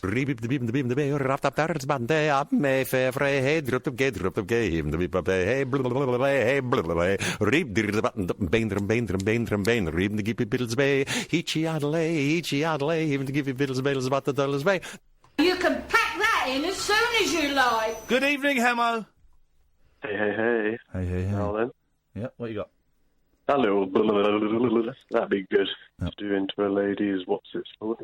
Okay. Okay. It's not a great start to a phone call, Hemo, mate. Let's hope it picks up quickly. Oh, it will. Guess where I am? I'll give you a clue. In the bath. Yeah. Okay. When was the last time you had a bath for? I have not had a bath for about 6 months. Oh, okay. I've started having them recently. My boys have a bath. Boys had a bath at the weekend. I've got a bath now, and I'm going to use it, but I'm not going to abuse it. Toys and stuff. Do they have like? I used to use sponges as islands. They don't really have toys in the bath anymore. They're enjoying at the moment, kind of getting clean like young men. That's what they're they're digging, having kind of grown up baths. Although my youngest was going to roll over in the bath, and he was lying in the bath. I went, yeah, sure, and I thought he was going to roll over on his side, but he started to do like an apple rollover in the bath. I went, whoa, we will not be doing that, boy. We will not be doing that. Anyway, so you just phoned up to show off that you're naked and wet. Also, I just want to commend the last caller were talking about all the sex stuff. That's really good. Everyone who's sexually active, talk about it. Talk about sex, man. Some people are switched off. Some people are switched off because they can't. Some people are switched off because they can't listen to. They don't want to listen to sex talk, and that's fine. But talk about it, man. Talk about it. Talk about what you like, what you don't like. Yep. But it's difficult. It's difficult, isn't it? It's difficult to go. Okay, so the tongues and the mouths and things. That's fine. Yeah. But then, how do you say? I really want to. I want to tie you up. I want to suspend you from the ceiling. Oh. I want to suspend you from the ceiling, and you say it. Yeah. Well, you write it down in a little note in blood. In blood, did you just say? No. Blood. But then if you... Right, here's the thing. If you're having great sex, right, and then you go, you know the thing that... I've done it a couple of times before, and I really like it, is I want to suspend you from the ceiling in a harness, right? That's the kind of thing. That's the kind of thing. Let's talk about it, because but then that person. But if that person, the other person, if the partner's a little bit, I believe they call it vanilla in the trade. Mm-hmm. That's the kind of thing they go, whoa, that is messed up. You're a sexual deviant. You can maybe introduce it a little more fragrantly. Go on then. So I'm your partner, Hemo, when we've been having great sex. We've even done it from behind. Yeah. But go on. So that was really good. Really enjoyed that. Should we go for a walk in the park? Get her on the swing. Yeah. Give her a little push. Say, this is fun. Maybe we could do this at home. Get a swing installed. She's like, what, in the garden? You say, nah. Wouldn't it be more fun if we had it in the bedroom? I'm all for it. I'd say, that means you have to reinforce the ceiling. That's going to be expensive. I'm all for props and equipment. Don't worry, I've got an uncle that can do it. Bod's job. Sam is saying buy them rope for their birthday. That's just for bondage, you vanilla. Snowflake. I'm all for props and equipment and a little bit dressed up. I love. It's fine. Get all that on. But I recently got into that stuff. When you suddenly have to construct equipment that takes up most of the bedroom out of metal, and when you have to put up scaffolding, that's when I kind of think, maybe we're going a little bit too far with this. Even Skeletrix is too much sometimes. You're like, I'm going to have to put all that away. So what are you into at the moment then, Hemo? What's floating your boat? I completed Spider-Man today.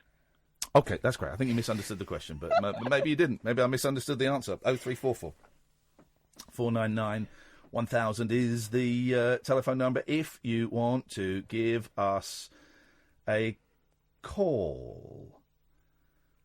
Right, so I was I was in Costa in Windsor today, talking to Andy Partridge from XTC. Was he there, or were you on the phone? He was on the telephone. All right. And we were talking about the Monkees' Christmas album, which he's got a song on. I can play you... Let me play you a bit of his song. What's it called? Monkees Wrap You for Christmas. Now, he's not so keen on... I wonder if this is the remix. He's not so keen on the version that is on the album, so he asked for a remix. So this is the new Monkees single. The album I'm not a fan of. This is a great little song, right? This is a great little song, and it should become a Christmas classic. Let's have a little listen to this. Here we go. This is written by Andy Partridge. It's on the Monkees album.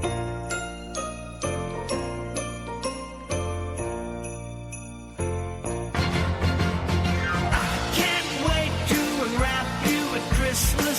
You are the gift for me. Yes, man. I can't wait to unwrap you at Christmas under the Christmas tree. Cheeky Monkees. Yes, man. I can't wait to The Monkees have grown up. Christmas, dream of nothing more. So, dear Santa, when you've read my letter, please drop her at my door. I've been waiting all year now, baby. It's a good song. It's a really good song. I love Andy Partridge. I think XTC are one of the greatest bands. I think he's one of the greatest songwriters of all time. So we're talking about that, and I was obviously speaking quite loudly because towards the end of a phone call, a woman came up, a little bit rude because I was on the phone, and she said, I need to speak to you about something. Oh. While I was on the phone, I need to speak to you about something. And I just went, gave her the hand, which is not rude because I was on the phone. And so for the end of the phone call, she was stood quite close to me watching. And I was thinking, but then I lost the signal with Andy, and the phone call kind of ended anyway. And it was coming to an end. And I said, yes. And I sat there with my computer. I said, yes, can I help you? She goes, I just overheard your conversation. You don't ask, you don't get. I heard you talking about Christmas songs. I was thinking, oh, God, she knows who I am, and she wants me to help her with a Christmas song. Here's the great thing. She didn't have a clue who I was. Oh. She didn't have a clue who I was, right? She just heard Christmas songs and thought, this is my turn. She was very perky woman. Well, okay. And she said, I've got a Christmas song that I'd like you to hear, and I wonder if you could help. I said, oh, okay, Christmas songs. Yeah, no, my friend's a songwriter. He was written a Christmas song for an American band. And I said, and when she said, I don't know who you are, I don't know if you can help, I thought, all right, I can get away with this. She doesn't recognise me from the celebrity. So I went, okay, fine. Well, okay, if you send me a link for this, she had it on her phone. And then she said, I can't get it to work. You've got your computer. Get it up on your computer. I was thinking, okay, right, fine. And I said, oh, there it is. Okay, well, I'll have a listen to it, and I'll tweet it for you. We're going to play yes word or S word is what we're going to do, okay? So get ready. Get your phones on standby, 0344 499 1000, okay? For those who don't know, this is where I play a song. You phone up while the song is on. You say yes word or S word. Now, if we get more yeses than S's, S words is SH1T, we'll invite her on the show. On the phone. And if we get... I think it's better than you think it's going to be. Right? So it's better than you think. It's not some woman going, oh, it's Christmas! I like Christmas! I like Santa's sack! That sounds like a hit. So we're playing the song. It's not my cup of tea, right? It's not my cup of tea. But it had like 36,000 views on YouTube. And I said, so what is your connection with the song? She said, oh, it's mine. I wrote it. I played it. I produced it. I got all of the artists together. I made the video. I went, oh, okay. I said, right, well, I'll tweet it for you. I can't, promise anymore. I don't know anybody in the business. So, this is her Christmas song. Her name is Iain, and it's Christmas in the Sun by Iain, featuring the Zan's Clan. Right? This is a woman who came up to me in Costa and forced me to watch half of her song before I said, I've really got to go, and I've got to go. So, 0344 499 1000 is the telephone number. Yes word or S word. Call straight to air. You'll phone in and you'll come straight to air. What do you think? Any good or a load of old rubbish? Here we go. Christmas in the sun. Christmas in the sun. I think Sam wants you out there. 0344 499 1000. Yes word or S word. Suddenly you turned as cold, oh, as the weather. Line 1, yes word or S word? Christmas ragamuffin style. I don't think so. F word. You're not keen? Okay, so, all right, what's your language, please? Can we not say the S word? Just say the S word, but don't say it, thank you. Line 2, yes word or S word? Pardon? Yes word or S word? Yes word. Thank you. Oh, it's 1-1, okay. 0344 499 1000.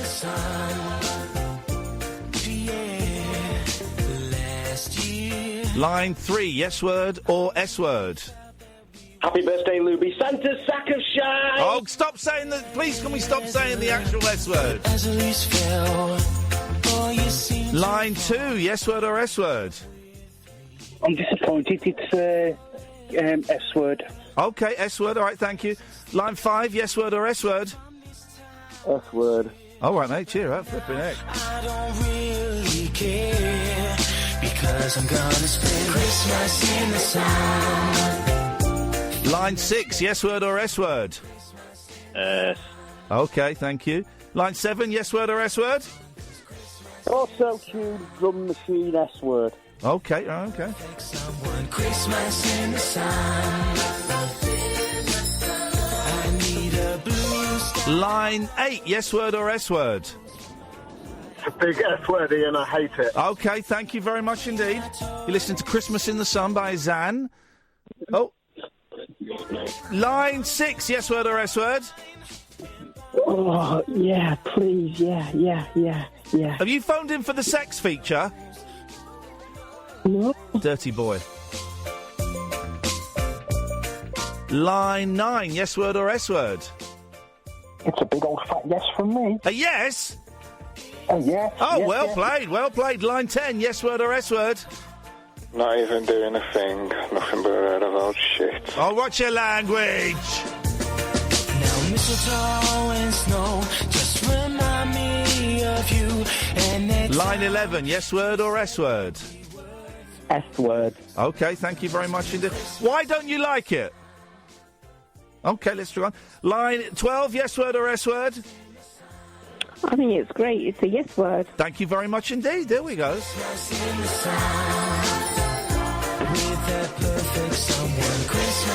Line 13, yes word or S word? Complete and utter shit. I don't like it. All right, what's your language, buddy? What's your language? Line 15, yes word or S word? Can I have lunch doner kebab, please? Okay, thank you very much indeed. Merry Christmas, everybody! Okay, let's take the final one. Line 5, yes word or S word? I have had many Christmas in the sun, and this one is absolutely shocking. Okay. It's mierda. Una mierda enorme, pestoso. In English, please, if you wouldn't mind, sir. A big smelly shit. Oh, right, what's your language? Flipping it. Go to the ad, Sam. Set free your mind. Let your fancy take flight. Conversation gets curiouser by the glow of moonlight. The Late Night Alternative with Iain Lee on Talk Radio. 0344 499 1000. Also this afternoon, I was faced with a dilemma. I went to a train station that was because I had like 45 minutes to kill before I went and saw the Boys Harvest Festival. So I went to a train station that I go to from time to time, right? Because it's kind of just a nice place. I didn't want to go and sit in a Costa or Nero. That was later. I know I was going to do that later. I was going to get back to eat. But I just wanted to sit there and have a coffee and read me Robin Williams book, which I'm on now, which is great. Here's the problem. Here's my dilemma. Here's my David Prever moral dilemma. There are 2 coffee kiosks in this small train station, right? 2 coffee kiosks. Both do coffee. Both do sandwiches. Both do sweeties. One's got a slightly better selection of sweeties. Right? Now, coffee kiosk A is near the entrance. Coffee kiosk B is on the other side, but it's a small place. Right? If I go to coffee kiosk B, coffee kiosk A sees me walking to coffee kiosk B. Well, they'll be used to it. Right. But I'm in there a bit. I'm famous. If I go to coffee kiosk A, coffee kiosk B can see me going in there because they're looking. So this is the dilemma, right? We need to get rid of one of these coffee kiosks because it's causing me way too much anxiety. So every time I go in there, I alternate. I alternate which coffee kiosk I go to, even though coffee kiosk A does better coffee. Right? You're an idiot. Just go to A. It's market forces. The look I got of coffee kiosk B today, when you can't pay by card in there either, you've got to pay by cash in B. A, you can pay by card.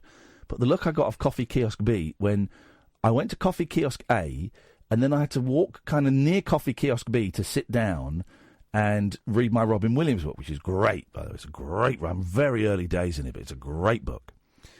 And then so to make up for it, when I collected my youngest... What look was it? Oh, well, if they're going to be snidey about it, easy decision in future. So when I collected my son, I went to coffee kiosk B. I didn't want a coffee, but I bought a bottle of water and I bought 2 Kit Kats. Why? So that kind of evens it. Why are you pandering to them? Because I don't want to get involved in the coffee wars. In a coffee You're war. already involved. Awful. You're already involved. Absolutely awful. Hey, Lisa Francesca Nand is coming in. You know her? Yes. She tweets us a lot. She's excellent. She's coming in to be on James Max's show. Is James Max still a thing? I thought that guy died. I'd hope that guy should have died because I took out a contract on him 6 months ago and I've paid up front. She's going to be on. Oh, she's good. I like her. She's a travel guru these days. Yeah, she's good, man. She's good. She says, I'm setting my alarm for 4:30 to go and see James Max on Talk Radio. Why am I still... It's 11:47, you muppet. That's going to be worth listening to. That could be a car crash. That could be an absolute car crash. A, because he's an idiot, and B, because she's not going to have had enough sleep. Oh, this could be good. This could be good. I'm going to set my alarm. I'm going to set a booby trap in here. Well, you do that every night. Oh, God. Oh, I've got a great idea. I've got a great idea. Can you keep a secret? Right, this is what we're going to do. One of the greatest things ever happened to me was in assembly one day, Mr. Dunn was giving a talk about Jesus. Something. It's a long old, a full school assembly. And about 25 minutes into this assembly, very, very loudly, from somewhere, neighbours, everybody needs good neighbours. The Neighbours theme started playing out from somewhere. He carried on talking. Fair play to him, he carried on. It wasn't going to stop. It went on and on and on. Everyone, there's 600 kids are wetting themselves in hysterics. And then he went, right, this is outrageous. Someone find that music. It took him about 10 minutes to find it. Someone had stuffed a cassette recorder on like a timer or something underneath the stage. And here's the thing. It was, what was his name? Paul Francis was the younger brother who was my friend. What was his name? Not Stu Francis, he could crush a grape. The Francis family. Tim Francis. Tim Francis, we were all in trouble. Each year was it's kept one of those, you're going to stay in until we find out who the culprit is. But each year had to stay in a different break into the. It was Tim Francis, and what made it so surprising is that the Francis family, Matthew, I'll come to in a second, really strong Christian family, lovely, but really strong. All of them strong Christians. The Neighbours theme is a strong Christian theme. So this is what we've got to do one day. I'm not going to say when, right? We've got to do that here, so that it goes off. Oh, can you imagine Wales? That would be so delicious. Wales like easy. Wales like bronze level. Right? Could we not do everyone? Well, Wales bronze level, right? Mike Graham is silver level. We got 3 gold levels. We got Julia Hartley-Brewer, who's now my friend. Yeah, you don't want to mess with Don't want to mess with her. We're friends now. We've made peace. We've got Matthew Wright, who's a belle. And we've got Eamon Holmes, who is I respect a lot. I respect that man a lot. And also, I hear he's got a little bit of a temper. I think we're reading between the lines.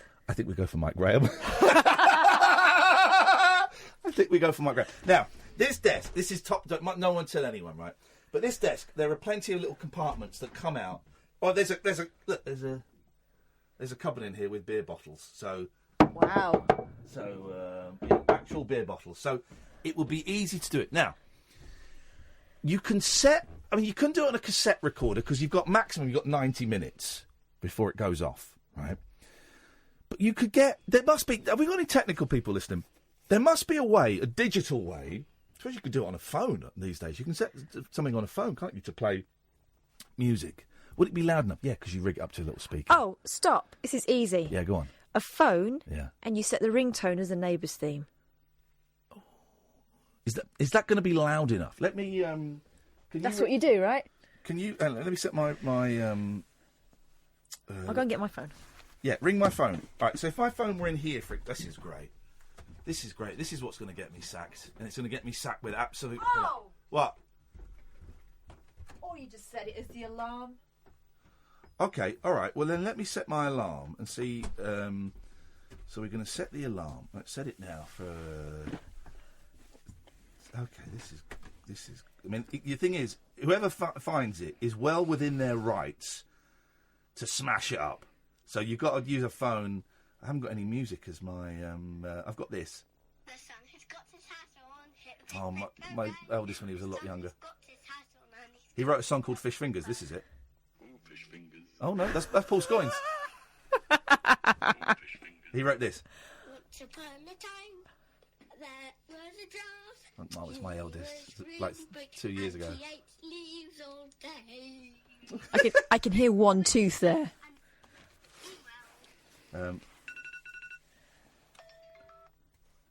Pump it up as loud as it'll go. That's it. Oh, it's not bad. Oh, that's not bad.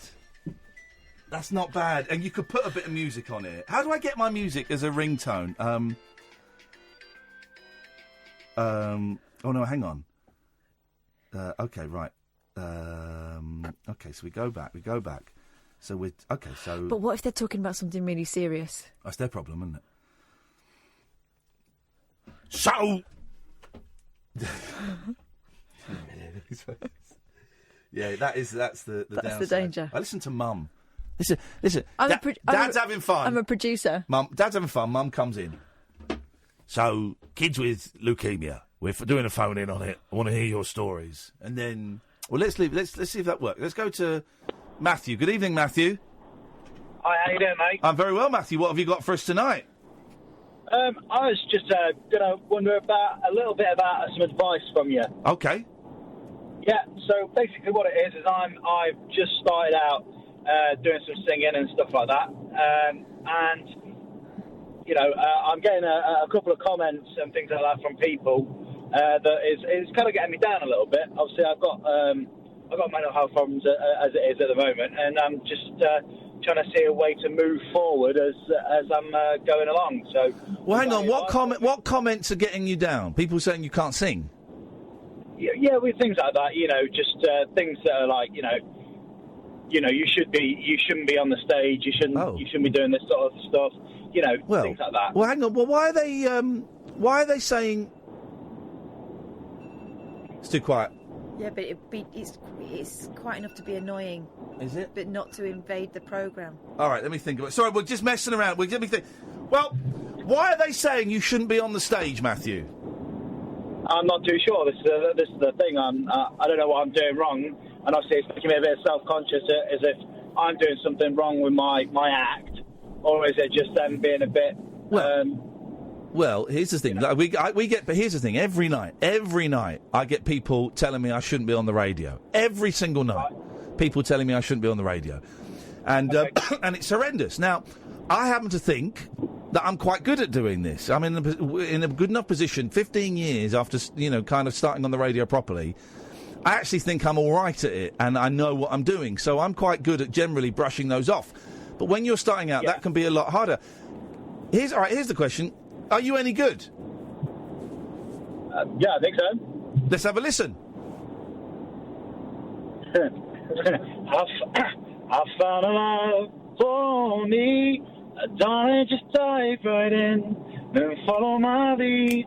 I found a girl, beautiful and sweet. I never knew you were someone waiting for me. Hey, he's all right. Fine. He's all right. That's a relief, Matthew, because I might have had to tell you that that was all right. That was all right. I enjoyed that. All right. Well, you're not lousy. In that case, tell them to jog on. Are they actually coming up to you at the end of a gig and saying you were lousy? No, it's more comments like, I've obviously got a Facebook page and things like that. Oh. And it's just comments on the Facebook page and stuff. So. Well, there we go. Facebook, social media. You're going to get that because people are faceless and cowardly and jealous. Am I allowed to? If you don't want to say it on air, then that's absolutely fine because you might attract more nutters. But am I allowed to look at your Facebook page? Yeah, sure. What is it? It's Red Ed Sheeran. Red Ed Sheeran. Yeah. Let me have a little look. Red Ed Sheeran, 129 likes. That's me. Hang on a minute. Are you Ed? You look like Ed Sheeran. Yeah. What? Hang on a minute. He looks like Ed Sheeran. I mean, let's not get carried away. He's not an exact clone, but he looks like Ed Sheeran, doesn't he? Yep. Now, was that an Ed Sheeran song you were singing? Because I don't really know Ed Sheeran. Yeah, it was. Yeah. It was one of his, I don't know. Do you sound like Ed Sheeran? I try to sound like him. Yeah, that's the whole point, I think. How long you been doing it for, man? 5 months. Oh, it's day one. Listen. Yeah, you can sing. You look like the fella. I don't know his music, so I don't know if you sound like him. But you can work on that. That will take time. People are idiots, and people have a go at actual Ed Sheeran. So of course they're going to have a go at you. Well, hang on. Right, yeah. Also, you've only had 6 reviews, but you've got 5 out of 5, or 5 out of 5 stars, I think. So that's pretty good for. Would I recommend Red Ed Sheeran? I'm clicking on yes. This guy is the best. There we go. This guy's the best. This it's got to be at least 25. This guy's the best, and I know things. There we go. So I'm posting that. Thank you very much. I love it. I love this show. Listen every night. It's awesome. Mate, we love you. Chin up. Carry on. You 5 months in. These are early days. I think you sound decent. Go on, Kath. And seriously, just remember how much jip Ed Sheeran gets. yeah, that's true, actually. It's true. So you're following in his footsteps in so many ways. Right. I'm gonna tweet your your Facebook page if you don't mind. Yeah, that'd be great. I'm tweeting it. I'm doing it, brother. Hey, listen, man, hang in there. Give us a call again and let us know how it's going. Thank you very much, guys. Thank you, Matthew. What a nice guy. And he can sing. Yeah. People are idiots. He gets, aren't they? People are idiots. He's good. You carry on, fella. That was great. 0344 499 1000. After the news, Niko Omilana and Cunny. Across the UK, online and on DAB. Get an earful of unusual nocturnal emissions with radio's Lord of Misrule, Iain Lee. No relation, thank God. Unfiltered Night Talk with the original king of unconventional conversation. The Late Night Alternative with Iain Lee on Talk Radio. Grow up. Inviting a robot to grow up. Grow up, you idiots. Is this my coffee? Yeah. Thank you very much. 0344 499 1000 is the telephone number if you want to give us a call. You'd be very, very welcome to. It's the Late Night Alternative on Talk Radio with me, Iain Lee. You might remember me from the 11 o'clock show or LBC. Or maybe you saw me stealing strawberries in the jungle. And Catherine Boyle, who is the producer of the show and somehow has managed to become the co-host as well. I'm not quite sure how that happened. It's the thing in this industry, you cannot blink because they're coming for you. We're going to speak to Niko Omilana, who's going to pop in a little bit, who, NDL, he makes those funny videos. They get a ridiculous amount of views. I don't know how he does that. So many views. Anyway, me and Catherine, the latest one, and it just left a bad taste in everybody's mouth. So I don't know quite what was going on there. But if you've never listened to the show before, and we're getting lots and lots of new listeners. By the way, we've doubled. Congratulations, Sam and Catherine. We've doubled our online listenership. We've got twice as many listeners listening online today than we had a year ago. That is fantastic. Here's a joke. Yeah, we're now up to 4. All right, well done. Funny. Very funny. I'm sucking on a cough sweet, sorry. But we've doubled our online listenership, which is absolutely amazing, and we are thrilled, and we couldn't be more grateful. So thank you, thank you, thank you. Keep spreading the word. So many ways you can listen to the show. You can go on DAB. I think they've just installed a load of new DAB transmitters across the country as well. You heard this? There's loads more DAB transmitters for this station got turned on this week. So we got new listeners from that. You can download the Talk Radio app, or you can go to talkradio.co.uk and listen to the show. It will all be gratefully appreciated. 0344 499 1000. If you're waiting for the question, if you're waiting for the thing to hook you in, there is no thing to hook you in. You just... Have they worked out the time difference correctly? Are they okay? We're just sorting out our guests. Well, while we're doing that, by the way, I couldn't care less about some guy cheating on someone in Strictly. I couldn't care less, and I think everyone should just back off a little bit because at some point someone's going to top themselves. That's not what we want, is it? What is this? Oh yeah, a recruitment boss says women should show off their cleavage in job interviews. Holy macaroni! Paulina Montano, that's Paulina Montano, thinks wearing heels and short skirts is also fine as long as they feel comfortable. The co-founder of app Job Today says there should be no template for how people look. She said, well, I guess there shouldn't be. You wear what you want to wear, but also bear in mind that some clothes, male and female I'm talking about, some clothes are not job appropriate. She said, my advice is just be yourself, whatever style it is. It might be high heels and a short skirt and cleavage. Oh, that feels a little bit Benny Hill 1970s, doesn't it? It feels a little bit uncomfortable. Just as long as the style you're wearing makes you feel comfortable and reflects who you are. Job Today, which has 5 million users, works across the UK and Spain to connect youngsters. You all right? I think we messed up the time difference. Would you like to explain yourself? Who messed it up? You or them? Both of us. So you? Both. Well, your job as producer, so you messed it up? Well, both of us. Okay, so you messed it up. What happened? Well, because I've... Whoa. Just leave that tone outside. Because I just saw a little bit of stroppy 15-year-old cat there. Leave that. I'm not angry. I don't care.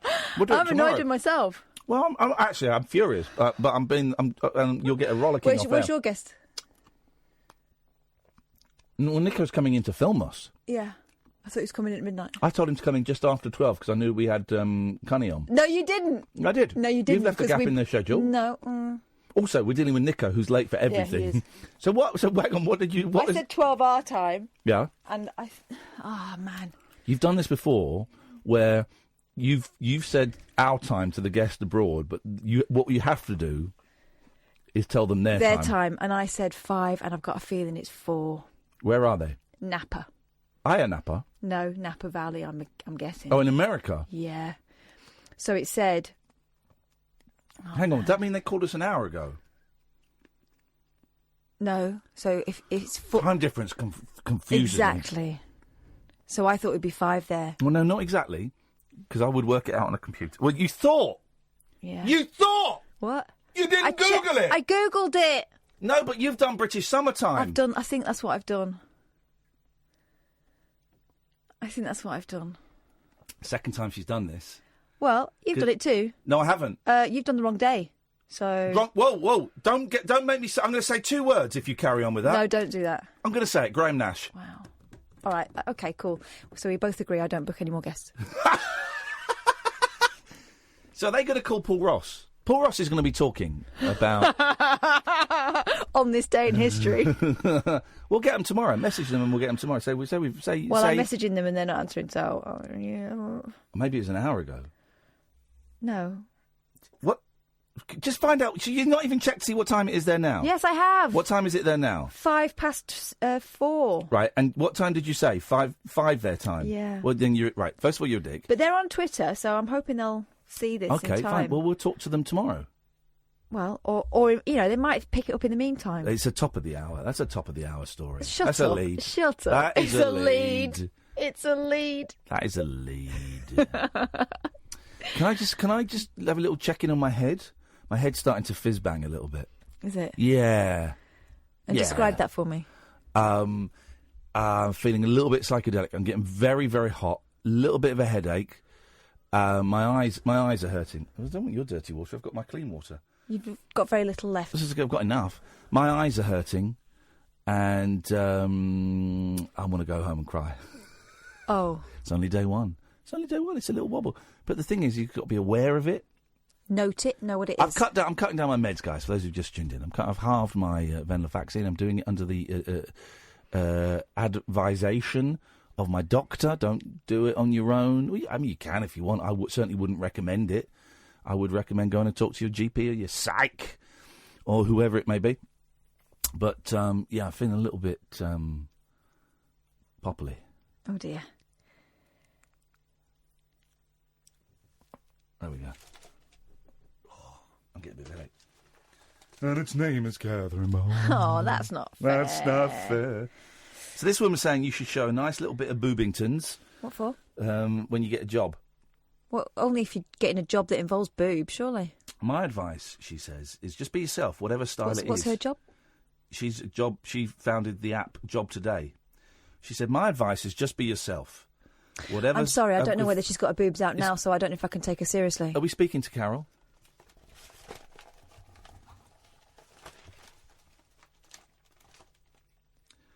She said, my advice is just be yourself, whatever style it is. It might be high heels and a short skirt and cleavage. Now, if you're going to do that thing of can I speak now, then you're an idiot. I'm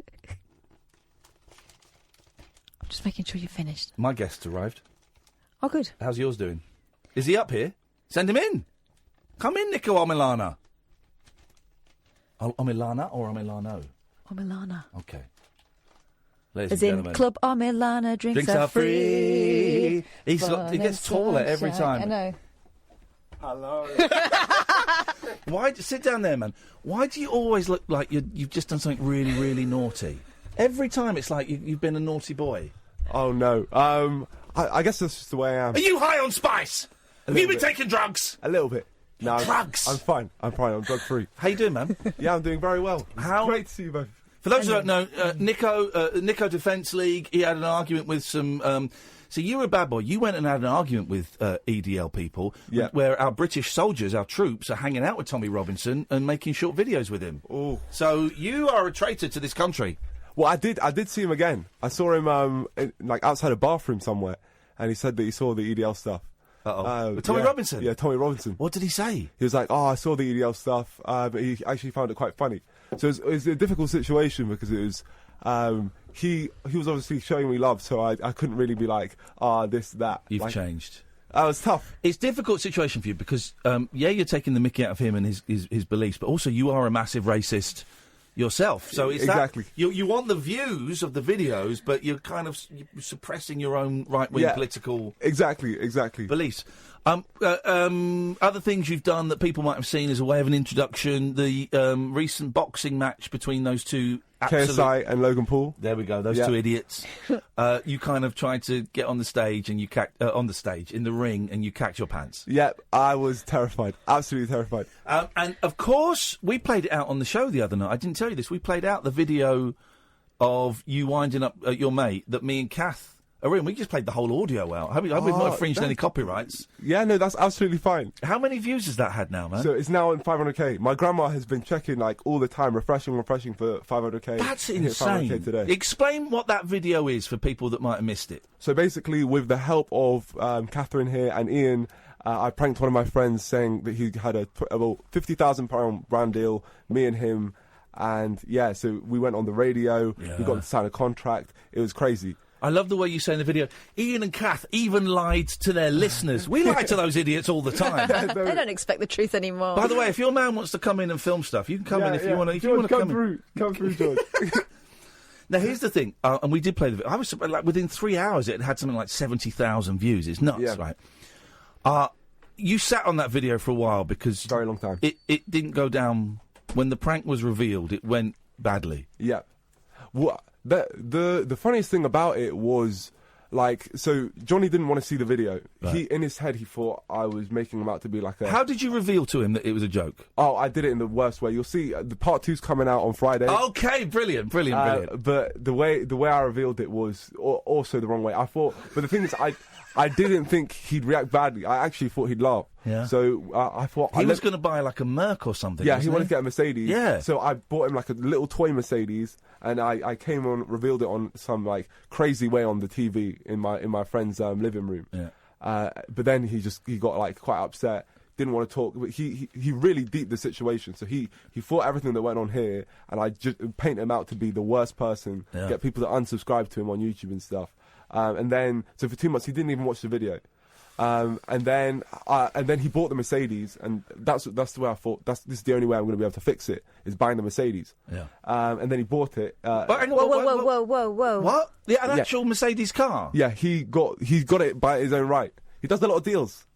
Because my nightmare was he's going to go and put himself in jeopardy by buying it, assuming that this money's coming in. My nightmare was he was going to jump off a bridge. Johnny's a very intelligent guy. He's a very funny guy. I liked him a lot. We both felt terrible doing it. I'm very glad you're saying this. I'm very glad we felt terrible when we met him, and his videos are funny, and he's felt awful. He's such a charmer, and he was so enthusiastic. And me and Kath afterwards are going, "Oh man. What have we done? That poor bloke." Yeah. No, it was very, very sad, and because it's very sad. Well, he said grinning. It's the showing emotion, but no, because I had to send audio messages to him after as well, so I was still messaging him after we left here, which is what makes it even crazier because it's there was so much depth. Still pranking him when the cameras are off. Yeah. Oh yeah. But he's got the car just by his own right now. And you're here to get 25 grand off of Kath to help him pay for that. I don't know if we've explained that. That is what that is. Is he all right now? I know we're going to get video 2 this week, but is he all right? Yeah. We wanted to. Luckily we worked it out before the video. The video that came out. He watched the video, and when he watched the video, he was like, "Okay, it's different to how I thought it was going to be." He actually laughed. It's done in a very. I love the fact that it's like a revenge.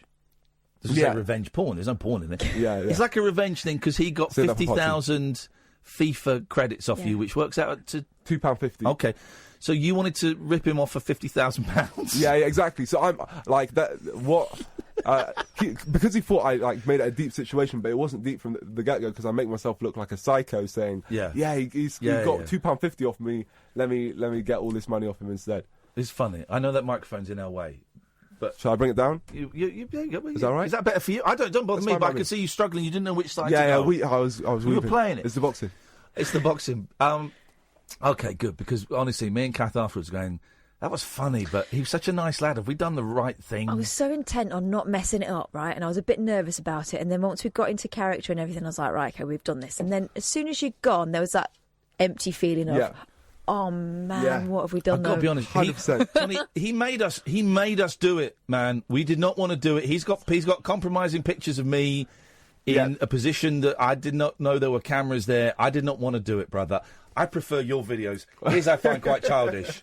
I find his quite childish. Yours are a bit more mature. 0344 499 1000 is the telephone number. So you've come in because you want to. What do you want us film us saying sorry to him? Yeah. Because I'm seeing him tomorrow. Okay, well, seeing Johnny tomorrow. We will happily do that. This is the Late Night Alternative. It's Talk Radio. Experience the unconventional. Hello? The unpredictable. Don't you think that's a bit weird? And the completely unorthodox. It was my birthday. With rule-free Iain Lee. I was just trying to generate a bit of content. The Late Night Alternative with Iain Lee. Hate alarm clock. Hate going to work. On Talk Radio. 0344 499 1000. Niko Omilana is here. So, what are you working? You must be working on something all the time. Yeah, all the time. It's a top secret. Not really. Well, what is it then? So right now we're working on part 2. Next week I'm gonna try and get revenge on another one of my friends taking things to the extreme. Please. Hang on a minute. You just got away with one. You might want to give the it a whole little... conversation during the break was we maybe went a bit far and yeah, but you're doing it again. Oh yeah, it will be bigger next time.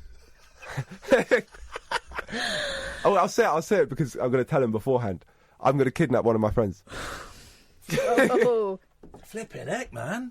Yeah. That's the aim for next time. Okay, but we'll try and do it. I'll get his consent first. So I'll say at some point I'm going to kidnap you in the next few days. Okay. Because he took my cameraman back there, George, to Amsterdam in one of my videos. Ooh, yeah, messy, man. Come on. Yeah. We went and saw. Have you seen the film Black Klansman? Yes. Have you seen? Yeah. They nicked that idea off you. Yeah, They basically ripped you off. No. People have said that to me as well. Spike Lee has ripped you off. Yeah, 100%. But with the KKK as well. That's outrageous. Yeah. I know tried to one-up me as well. I know it actually happened 45 years ago. I don't care. They copied me. They totally copied you. Do you still get hassle from the EDL guys, or have they kind of forgotten about it because they're thick? Well, I'm giving you exclusives here. I haven't let this come out, but basically one of the guys, Dylan. Do either of you know Dylan? Yes. So he's the one who. He's the one you keep running into, right? Exactly. Well, I contacted him saying, "Would you be willing to be handcuffed to me for 24 hours?" And he was like, I'll only do that if you box me in a boxing match. So I was like, yeah, okay, I'll box you in a boxing match. I contacted my network, I was trying to get this set up, and then he just disappeared, stopped replying to my messages. He bottled it. It's as if he didn't think that you would box him. Yeah, no, exactly. That's what it was. He was just trying to scare me. He bottled it. Yeah, he bottled it, which I'm gutted about because I thought it'd be great. Cowardly racists are the worst. They're the ones that haven't got the strength of their convictions to fight a person of colour. Exactly. Go get in there. Or maybe he's doing a Rocky and he's like in the middle of nowhere lifting logs and stuff and doing a montage training. Punching big bits of beef. Yeah, it's going to come back that's exactly twice as big. How did you get so many? We can't work out the numbers on your thing. Are you hiring bots or something? No. How do you get? That's exactly what I'm doing. How do you get so many followers and so many views on your things? Because it's incredible. I mean, I genuinely, I think it's brilliant. You know, we both sat there going, this is amazing, and I think it's the future. But how do you do it? So basically, I've been growing up, I grew up on YouTube, just watching YouTube, completely obsessed. I've got a couple other friends I'll introduce you to after who also, one of my friends I met him 5 years ago, and we've both been like studying the site. He's got 1 million subscribers now. Wow. So he gets millions of views every video. Yeah. But I think because we've been watching it for so long, we understand the site now. Yeah. So we know what does well, we know what doesn't do well. So I think that's why it's once it clicks, then you've got it's all set up and going. I don't want specifics. I'm interested. So be as vague as you want. You make a bit of money off it as well, because those are big numbers of viewers, and so you get money for that. Yeah, exactly. So you get money per 1,000 views by YouTube, and then where the bigger money sort of comes in, where the brand deals are. Right. Yeah, it's Johnny's. Johnny. The highest viewing I've got on my YouTube channel is 65,000, and it's me interviewing a murderer from Emmerdale Farm. Oh, so not even a real murderer? Not even a real murderer. It's me interviewing some bloke from Emmerdale Farm. 65,000 views. It's the highest thing I've got. What's that about? That's a lot of housewives. People are weird. Mm-hmm. I don't understand people in the slightest. Yeah, no. Is there anything you wouldn't do for a laugh? Yeah, no. I do have morals, believe it or not. No, it's a shocker.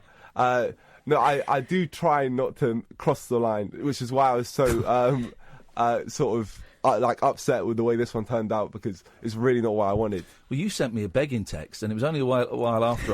This is coming out. Well, you sent me a text saying, "Listen, the video's looking great. Is there any way you got any contacts at Virgin that I could approach?" That you could put me in touch with, because I think it would be really great to end it with Johnny getting something from Virgin. I said, I don't work there anymore. I don't really know anyone. And then it kind of sunk in a bit later. Oh, this has backfired terribly. Yeah, terribly. He's scratching around for some sort of desperate. silver lining. You don't understand. I was desperate, really desperate. I was emailing so many people, like, please, could you give me £20,000 so I can get a Mercedes for my friend, please? Like, I was so desperate, but yeah, it didn't work out. You have fun doing it. I love watching your videos, man, because the joy in them comes across totally. And you're very photogenic. You look great on camera. He looks great, doesn't he? Thank you. You look. I tell you what it is, right? And you showed some clips of the 11 o'clock show, which I did 20 odd years ago, and I'm proud of the 11 o'clock show. But it was mean. It was a mean show because it was the late 90s and everything was mean. Whereas your videos, they're not mean. They're just naughty. They're playful. Yeah, that's it, and that's a great vibe. I mean, even when you're owning racists, you do it in a really charming, playful way. Thank you very much. And that kind of flags up the way that they're not charming or playful. No, it's beautifully done, isn't it? I tell you who I like and would like to keep. Who was the lad that was filming for Al? Who was one of our... Kanan. Yeah, we keep him. Oh, he's a great guy. He's such really a nice lad. Guy. Yeah. What's he up to? I want him. No, he's also a very hard worker. So he films for... I think he films for other YouTubers, actually. But yeah, that was the first time I properly worked with him. Okay, put your headphones on. We've got a call. I think it's going to be a weirdo. There's some headphones. It's going to be a weirdo. I think it's going to be... Oh, they hung up. They got called out. It was definitely a weirdo. If you want to call in and challenge Niko to a fight, you'd be very welcome. 0344 499 1000. We're kind of scratching around because Catherine messed up. Yeah, I've cocked this right up. Cock is the right word. We were supposed to speak to some people that had invented a fake tongue on a stick. I saw that beforehand. And it's real. Now, either Catherine's got the time wrong, or they're just having the time of their life. I mean, there's probably both. Oh, yeah. They're having the time of their life. It's a remote-controlled tongue that you use on Have your you got phone. it here? There's a video. We haven't got it. We've got the video. I have to put it on silent, though, obs, because it's quite noisy. No, is it a dirty video? No, play it. Send me the link. Right, send me the link, and we'll play. It's on my Twitter feed. Yeah, I've muted you. So yeah. So rude. Hang on a minute. Let's go to theirs. Here we go. Right. This is it. This is the. Can video. we have a look over his shoulder? It's outrageous. This is this is Cunny, who was supposed to be on tonight. They'll be on tomorrow. They'll be on tomorrow. Or Paul Ross will have them on. Oh, now my internet's frozen. Oh, Catherine, we're having one of those nights. Oh, man. Cunny, the small oral sex toy is frozen. I can't get it to work. All right, here we go. Story of my life. I'll show you. Well, no, because we can't hear it there. That's the problem, you see. We've got to play it from mine. Oh. I'll have to use my imagination. Yeah, basically it's a stick that goes... We'll get it up in a second. This is Talk Radio. The late-night lip service for lovers, loners and lounge lizards. Yeah, well, where exactly is your accent from? The Late Night Alternative with Iain Lee. I've forgotten your name already, excuse me. On Talk Radio.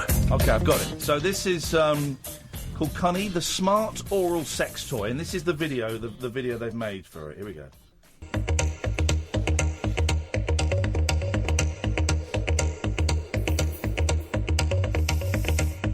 So this is where my mind goes into overdrive. How does it look down there? How does it smell? Oh. He probably expects me to come in about 2 minutes, but I'm very particular. How do I even begin to tell him what I like? Does she like it? Yeah? Yeah? I do not. Wait, that's not how our first night went. No, it's not. That's been my past experience, and the experience of millions of other women. I'm Allison. And I'm Satiris. We're a couple of designers and an actual couple. Together, we're the creators of Cunny, the world's first smart oral sex toy. Its human-like range of motion means you can create and control any pattern you like via the app. It can even spell the alphabet. Explore what works for you at your own pace. And everything you learn can be recreated by a partner. It had this amazing range of motion. It actually felt like that it was a tongue action, which is really amazing. There's a big variety and moves naturally. I love vibrators, but you can't just tell a partner to buzz more. Cunny gives you real insight into what you enjoy, alone or with a partner. It really, really improves our communication. Because we can talk in patterns and we can talk in shapes and these visual cues that are much easier to translate. So while it's not primarily a couple's toy, it is an amazing tool for coupling. Sexually active young people often have oral sex before penetrative sex. Oh. But in hetero couplings, this is overwhelmingly one-sided. This sets a precedent and is reinforced by cultural messaging that young women's pleasure just isn't important. So it kind of engages me into engaging with myself. Like, it pushes me to do more, to explore more. I don't think sex toy companies are deliberately trying to be exclusive to trans women like me. Their focus are usually on vibration and penetration. But for me, it isn't enough. Cunny gives people an alternative to yet another vibrating silicone shape. We spent the last year in development going through numerous design iterations to create an unparalleled range of movement, customization, and feedback. There's really nothing else like it. Everything we do is centered around increasing erotic intelligence or an intimate knowledge of oneself. It's so important to shed shame around sex, to learn consent, to be able to communicate your needs.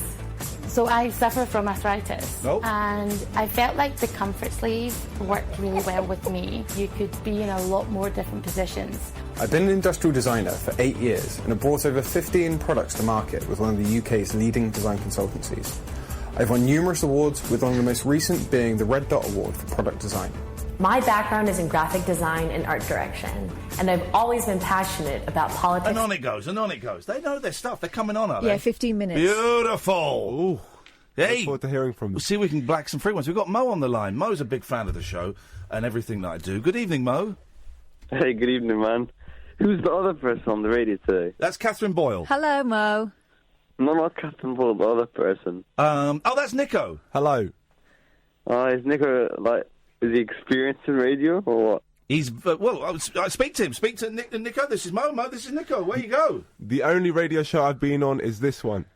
And what's this? My fourth time on here? The fourth time, yeah. Yeah, so very experienced, Mo. We are. Well, here's the revelation, Mo, and we can say this tonight. This is an exclusive.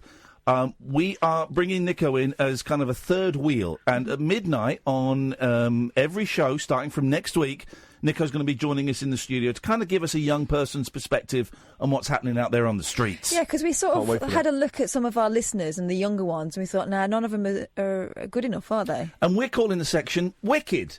Wicked? Oh, I love that. Yeah. That's wicked. So that would be fun, wouldn't it, Mo? Why didn't you get me on as a fourth wheel? Sorry? Why didn't you get me on as a fourth wheel, Ian? Because you're a dick. More of a flat tyre. Yeah. See, there you go. You got, now you like you, Catherine, isn't it? Yeah, a bit. Okay. Except I've got a job. So, Mo, is there anything else you'd like to say? No, I was just wondering who's that on the radio. Okay, well, we've told you, so do you want to go?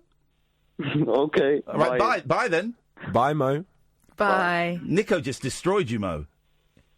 He put the phone down. He's gone. Niko's he couldn't hack it. Mo's a bell cheese. He always phones up and just slags off the show. But he slagged you off there. That was a first. He had a little try, didn't he? Yeah. I think he got fairly well pwned. That was a first, because normally he has a go at me. Oh, he's tried me as well. You hit back very quickly. Yeah, he's very scared. He's scared of me. This is the thing. I'm the only person, a female origin, apart from his mum, that he speaks to. Now, the two people behind Cunny, they're coming on now. Yes. Are they? Yeah. They're just the boyfriend's finishing off. available, but the girlfriend might take 15 minutes. Okay. Wowzers. Oh, okay. So I feel. By the way, having a young person on for the last hour of the show and calling it Wicked, that is actually. How are we spelling Wicked? No C, right? 2 Ks, right? No, we're spelling Wicked properly, but we're doing an exclamation mark at the end. Oh, cool. Let's try this. Let's go to Sheila. Good evening, Sheila. You're through to Wicked. Sorry, I've not been listening tonight, but I know it's Mental Health Awareness Week. Right. So just wondered if that's something that you're talking about tonight. No. Warren. Okay. We're talking about we're talking about oral sex. Oh. Okay. Yeah.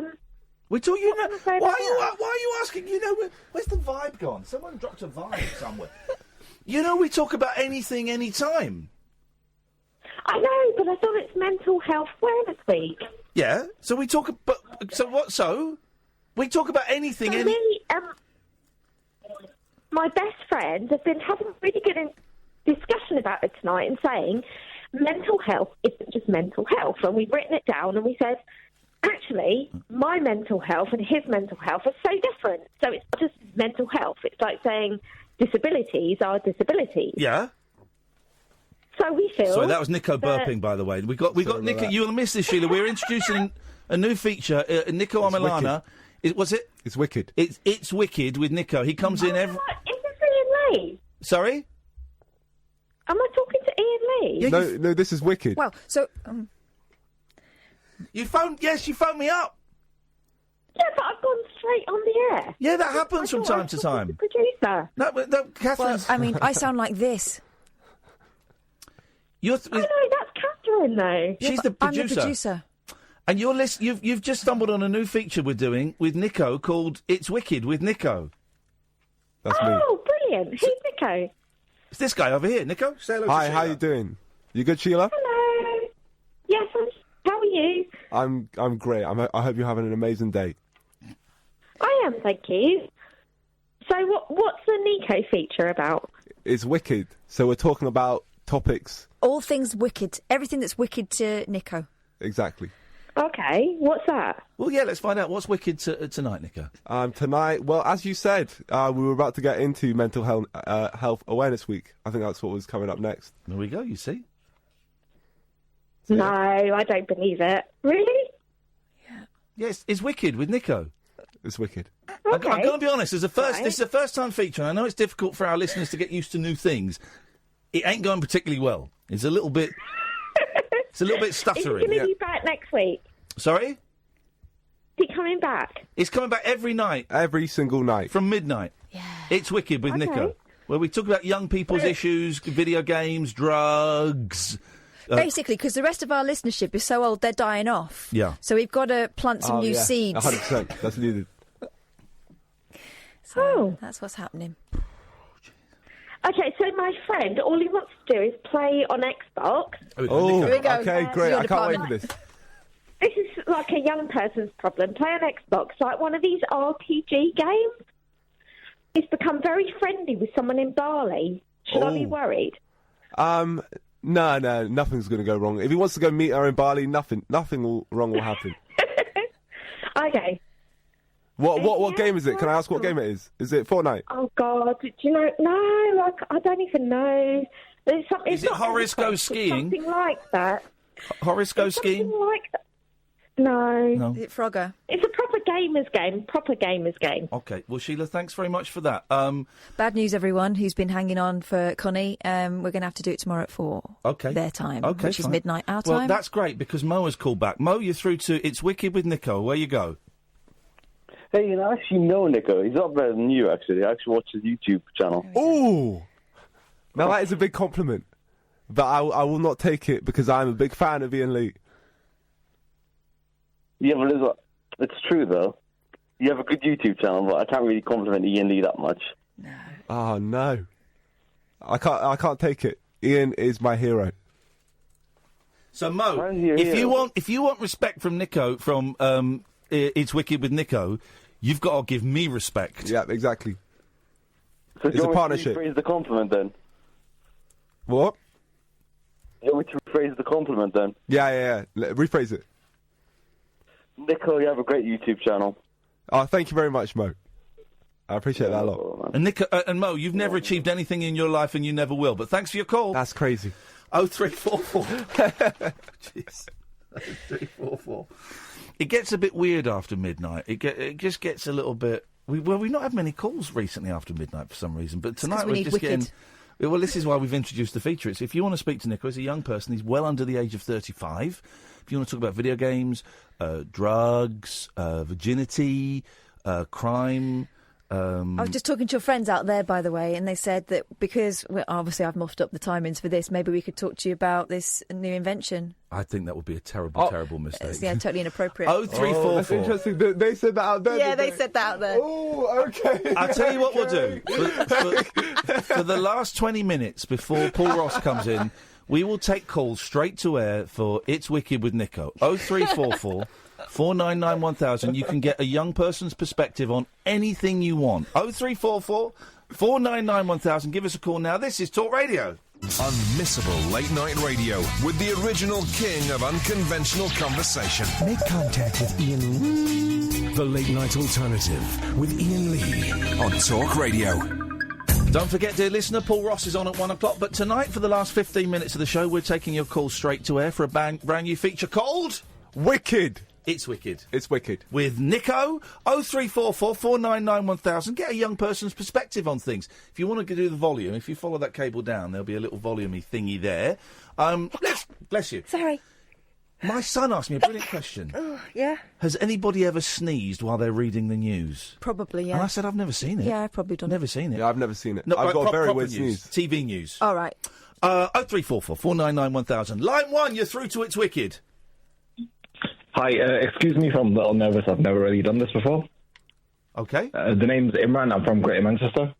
Nice to meet you, Imran. That sounds wicked.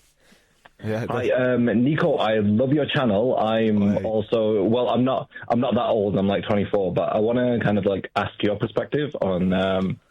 You've obviously like done the whole going to school and then being influenced by YouTube and then being successful on YouTube. This is wicked. How is it like? Yeah, how is it like persuading people who are like doubtful of how successful you've become on YouTube? Well, that's the thing. In school, I think everyone who starts like a YouTube channel gets that sort of stick. I don't know if you ever like tried it, but they get stick, like teased in school and stuff. But what often happens is like, as long as you got faith in yourself, eventually when you start getting the numbers, that's when people start turning their heads. It's not really like me trying to persuade them. I'll show you. It was more just I always try to like focus on my own sort of thing. And then recently, luckily, like results have like started coming in. Yeah, no, I mean, I don't want to be like completely pessimistic, but there are a lot of people out there who try and steer you away from chasing your dreams. I feel like 100%, millennials growing up, like, yeah, we were told to like, follow our dreams, but then once we get old enough, it's like, okay, you have to go through the time. Here's the thing, man. That's disheartening to me because that's exactly what I was told 30 years ago when I was at school. You can't be. I wanted to be an actor, and they said, well, no, you can't be an actor because very few people get work as an actor. So you should become a teacher and teach acting. And so the fact that they're still kind of, pissing on your dreams is disheartening. Yeah, I'm a qualified pharmacist. I qualified 2 months ago. And you'd think that I'd kind of have like some fulfillment in that, but I still feel like I'm losing purpose. Like I'm not following like what I should be following. And as a 24-year-old, I kind of wanted like perspective from someone who's, for me is like living the life. Do you get me? Like living the dream kind of like life. Well, what would you say? Would you say you know what your purpose is? I think it's freedom. I'd love to be, away from the 9 to 5 where I could, if I want to learn a language, I can learn a language. Yeah. If I want to wake up and go gym in the morning, I can do that. If I want to start learning guitar or like hire someone to do personal training, like teach me martial arts, I can do that. But you can't do that when you're doing the 9 to 5 rat race. But then how? Well, then now, okay. Now we've got an old man talking. But then how do you finance that?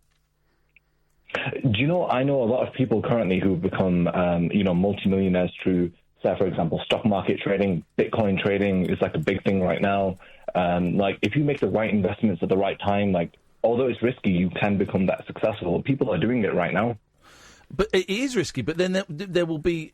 I'm just trying to be a realist. I'm not telling you not to. Or not. I was really lucky. I didn't quite get the career I wanted, but now I get paid pretty well to sit and show off to my best mate for 3 hours a night, and I am living the dream, right? So I get it. It is achievable. But you say, I mean, bitcoins and stock markets and stuff. There'll be more people that failed and lost everything, or just pull in a decent salary of maybe 30, 40 grand a year, than there will be the people that became millionaires. Yeah. There's no, I don't know, Niko, maybe you disagree, but I don't think there's any shortcut to like being successful and getting a load of money. You can get lucky. You can get lucky, but you can't. I don't know if it's possible to plan for those. He said you're living the dream, Nick. Are you living your dream? No, nowhere near. I think. Are you rich? I wouldn't say so. Okay. No. Well, not at all. But it's just the start. That's the thing. But with everything, like with YouTube, so I've been doing it for like 5-6 years. I only really started making money from it like last year. I think if money is your goal, it won't ever be as successful as you want it to be. I feel like a lot of people get that kind of response I get from them. If money's your goal, but I think it's more the freedom that comes alongside with it. I think I understand means to an end. Money buys you freedom. Money, but I saw someone the other day saying all money does really is buy you a bigger place to hide in, and that's it. But you're right. You get a bit of time with money and stuff. But then I know loads of people that worked really, really hard for 5-10 years and saved everything, and then get that freedom, and then just took 2 or 3 years off to kind of explore and find.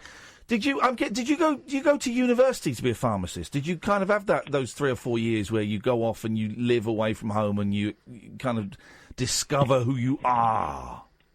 Yeah, so I went to university and studied pharmacy for 4 years.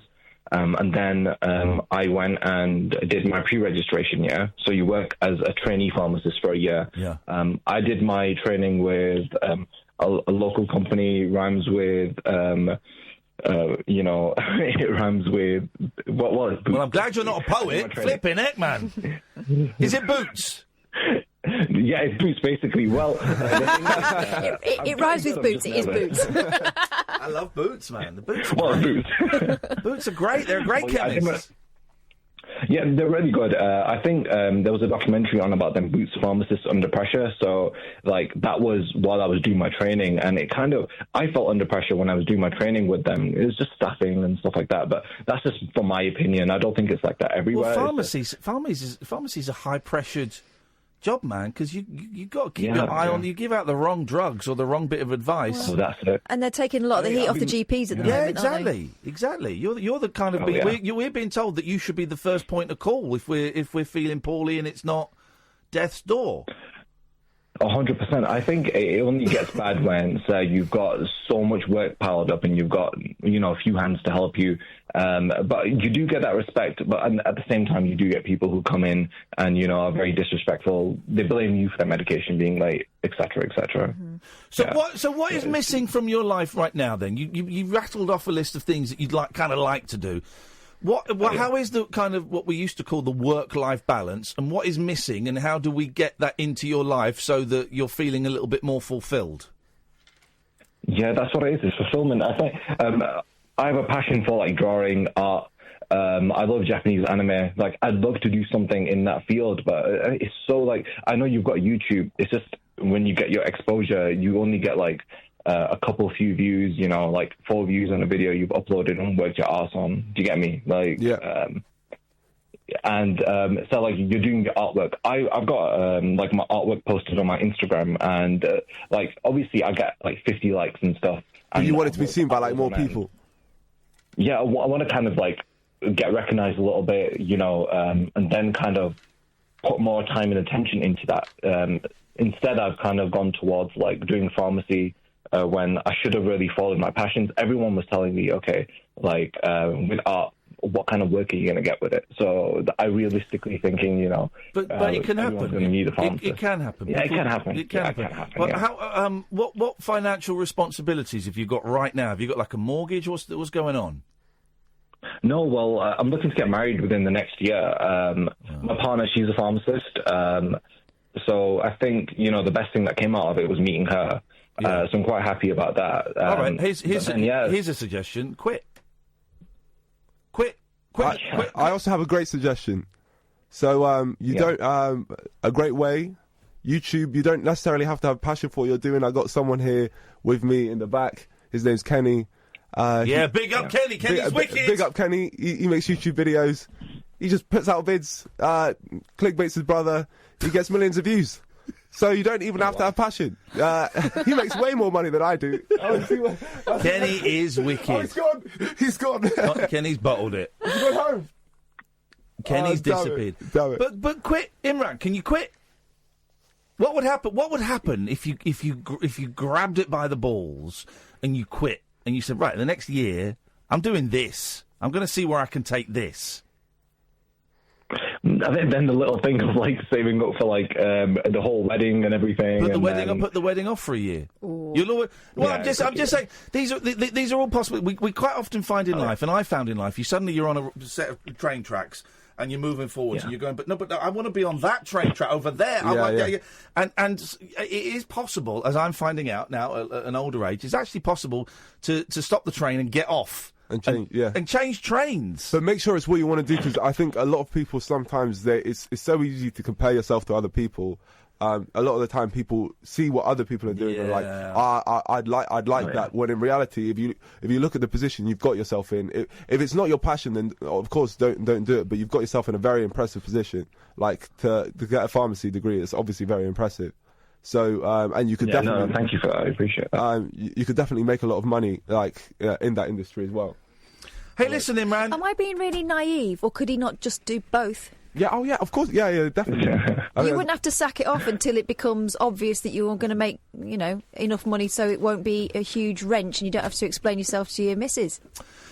And boring bit of old fart advice, again... which it took me a long time to get, and I lost out on a lot of money and a lot of opportunities because I didn't get this until fairly recently. A lot of life is about compromise, and a lot of life is doing stuff that I've done so many. Paul Ross has just come in. Paul, this is my friend Niko. Niko, this is Paul Ross. Niko, we've done the thing already.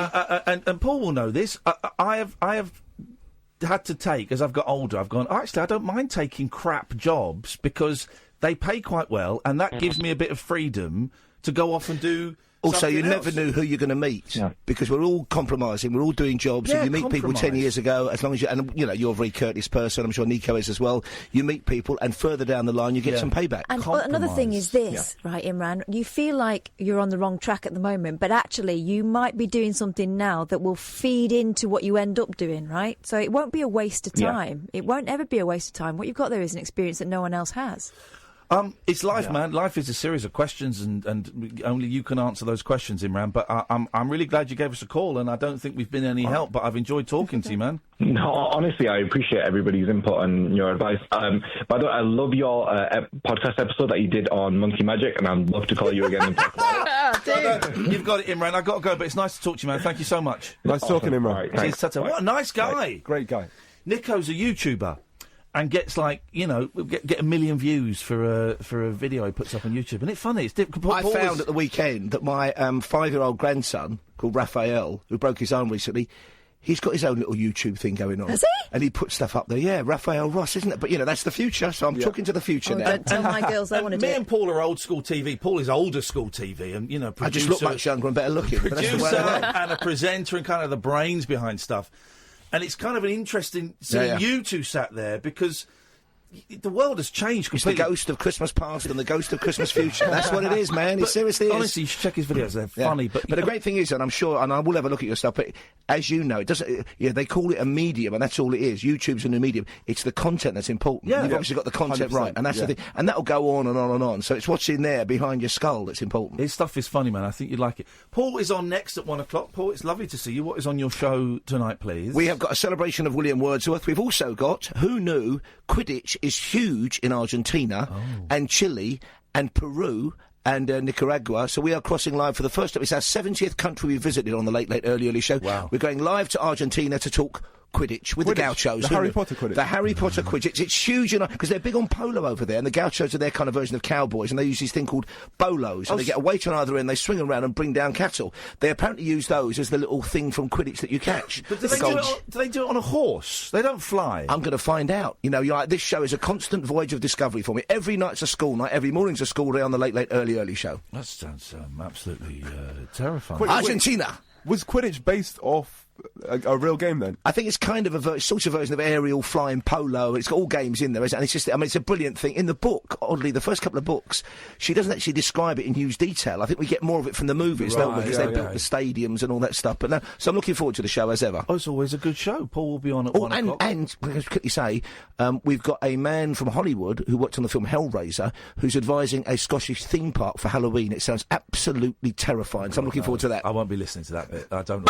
No, don't. I don't like theme parks and things. No, As the fat boy said in Pickwick Papers, I wants to make your flesh creep. You do that every night, Paul, unfortunately, whether you know it or not. Niko, lovely. It's always lovely to see you, man. You're welcome Thank here you very anytime. much for having me. Give us your Twitter and your YouTube for those idiots that don't know you, but everyone does. It's Niko Omilana. I know that's probably very difficult to spell. Niko Omilana. Well, you struggled then, yeah, slightly.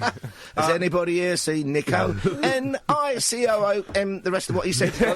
Both of you need to stop smoking that spice, for crying out loud. Thank you, Paul. Thank you, Niko, Catherine, and Sam. We will be back tonight at 10 o'clock. Don't forget to go and download the podcast, and don't forget you can listen to Talk Radio on DAB. Download the app or talkradio.co.uk.